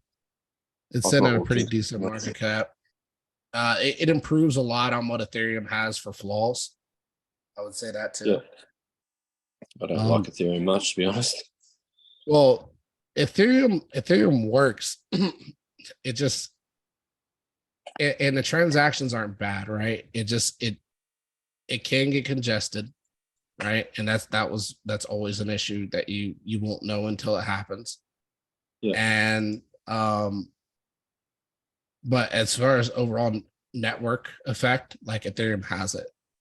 And it really Cadena is proof of work too. And I'm big on proof of work tokens. So that's the other thing that kind of attracted me to it. Was the POW. The thing I don't like about it, obviously, is the circulating supply being 22%. I know some of that's going to be, you know, rewards, miners, yada yada yada. But like, I'd like it to be a little bit higher.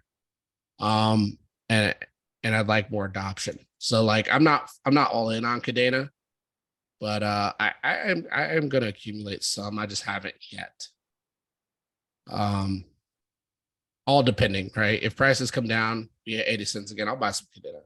But like if they continue to go up, I probably just won't even bother with it. There's better projects to dabble in, to be honest with you. There's, like I said, we went through quite a few. There's a lot more, obviously, I put in the channel and stuff like that. That you guys can kind of run through. Like there's no point in chasing. Like nobody has a reason in this group. In this group, nobody has a reason to chase money. Like I give you guys the bottom prices of things when I'm giving them to you. I'm not giving you garbage that's pumped 3, 4, 5, 6, 10 X's and telling you, hey, it still has potential for another 40. Yeah, no problem. It's so rare. It's very rare in this space. Yeah, I see people right now like, shilling Singularity Net and stuff. It's like, bro, have you looked at Singularity Net? Like, it's already pumped. Yep. See it. Look at that. And people are shilling it. It's like that What thing time just frame's did a that on? massive Oh, run up. Jesus. Yeah, Yeah. it's gone up big time. Like, it came down hard. Don't get me wrong, but like, I'm not gonna tell people to buy that. Like, it literally it already ran. Just buy something else. Yeah, it's done. Like, look over here. Last time it ran up, and then dumped right back down to the floor. You buy up here, you could end up sitting on that bag, and it may not even exceed all-time high like it did right here.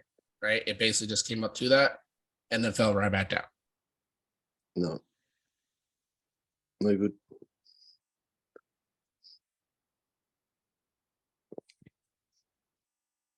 Yeah, for sure. Like, that's the other thing you can do it. And I'm telling you guys, like, I'm digging through trash. Like, it literally takes me hours. I go through like 10 pages to Can find you one look at- project. Can you just have a look at one just at the chart? Not really what the project's about, but it's Wagyu swap. Yeah. I think it's WAG. It's on Valus. This one. Just WAG. Hang on, I'm just gonna bring you back to big screen. Whoop. Yeah. Just the chart action on that, pretty much. That looks dead. Looks dead completely. And you got a bunch of people complaining. Be Oh, I didn't see that careful. part. Is recovering suitable, lost 5K. Yeah, maybe At the not. top. That's why you lost look- 5K. I was only Uh, looking at it on deck screen, or I hadn't read all this yet. This guy said copy of Pancake Swap. Oh, I'd have to look at that code. This is 400K too. Let's see what this looks like. I like the page though. Oh. It's so nice. Yeah, it kind of does, doesn't it? Yeah, it looks Or cherry. nice. I think they're trying to like look like Sunday Swap, but it's a copy of Pancake Swap. That'd be funny. Sort of does, actually. Oh, bro, this is that definitely is looks like a Pancake Swap. copy of fucking. Excuse my language. Pancake Swap. Holy Even have a moly! look where your settings are. Oh, Have a that's look. Have a look at your crazy. settings next to your swap, all your icons. It's the same. Oh my gosh! Look, hold on, let me pull this up. Yeah, Pancake sorry about Swap. that. No, you're good. You're good. I only that- just looked at the chart and thought, Look, oh yeah, curious. about There's that. Pancake, guys. Look, how many of you can tell the difference? Yeah, they just changed the color. That is insane. That's why they're 400K. Wow. Look, even the text. Look at the Yeah, yeah. text. Look. It's exactly What? the same.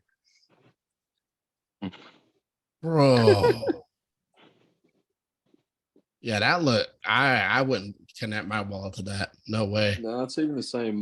They're even the same window sizes, all the frames.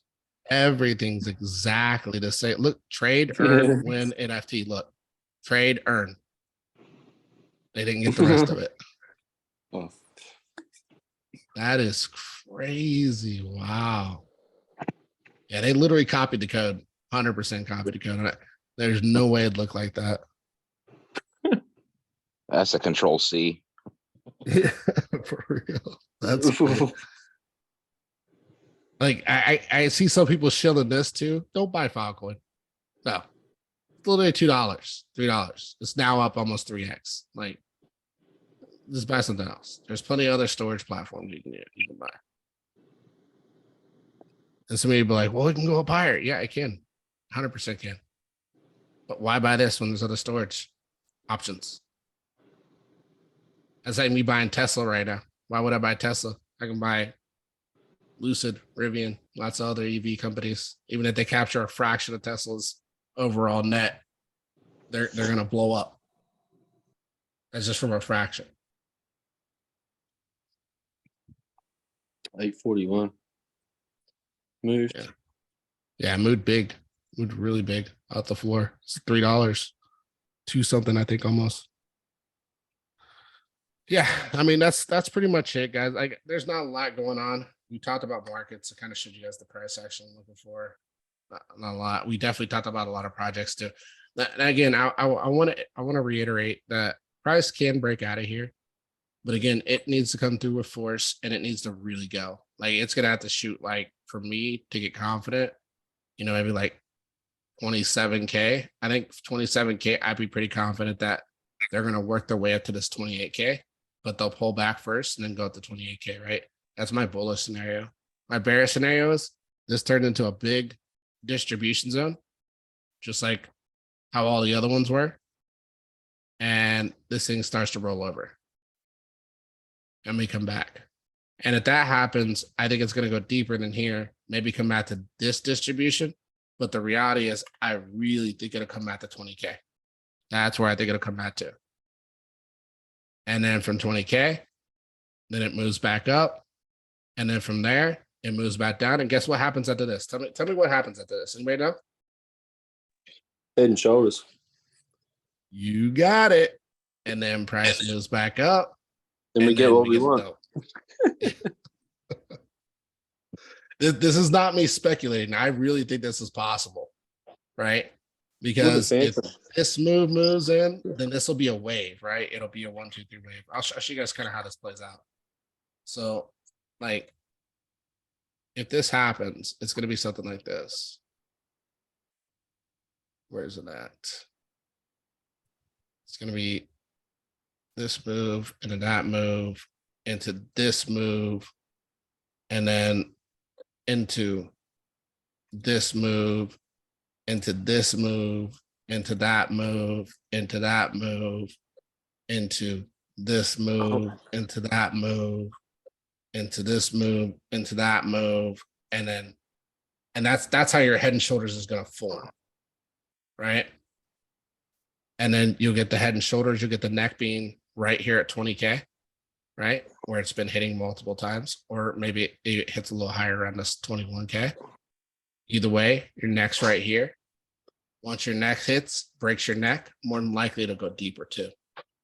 It probably won't just stop here. It'll probably go all the way through this liquidity and shoot lower if that happens. If this happens. Again, I said if, right? That's the biggest thing we got to think about. But if you're worried about missing the bottom, I showed you a bunch of projects that are still at the bottom. Keep that in mind. So if we come out of this and this thing does turn around somehow magically, and you guys say, Will, you screwed me. You told me you're going to go lower. Did I show you projects you could invest in right now? That you could put money into right now. Plenty. To make money. I showed you a lot. And these are projects I researched, went through, checked on. If you guys want to research them, feel free. Again, I'm not trying to show you guys anything. I'm just showing you there's lots of potential out there. You'll never miss a move. You can never, ever, ever miss a move. Because there's always something. All right. It is now 11:30 my time. I know it's extremely late for some of you guys, but we are going to chat again on Saturday. If that's good with everybody. We'll run through the market. We'll see how this week plays out. And if we can get some more moves, I'll definitely keep you guys updated. I'll try and keep my Twitter up to date. Like if I can find some really good plays. I'm kind of sitting on some stuff right now. You guys know what my moves are. They're on the channel on the, you just got to check out the Crypto Will's current buys, roll through that, go all the way up to the top. You'll see everything I bought and what prices I bought them at. And then if you guys want to look for something new to buy, there's still a lot that haven't moved that are sitting in long-term gems. Look through that. Okay. Thanks, Will. Gracias. Thank you, Will. No worries. No worries. All right. We'll chat again this Saturday. Figure out where the market's at. All right. I'll see you guys.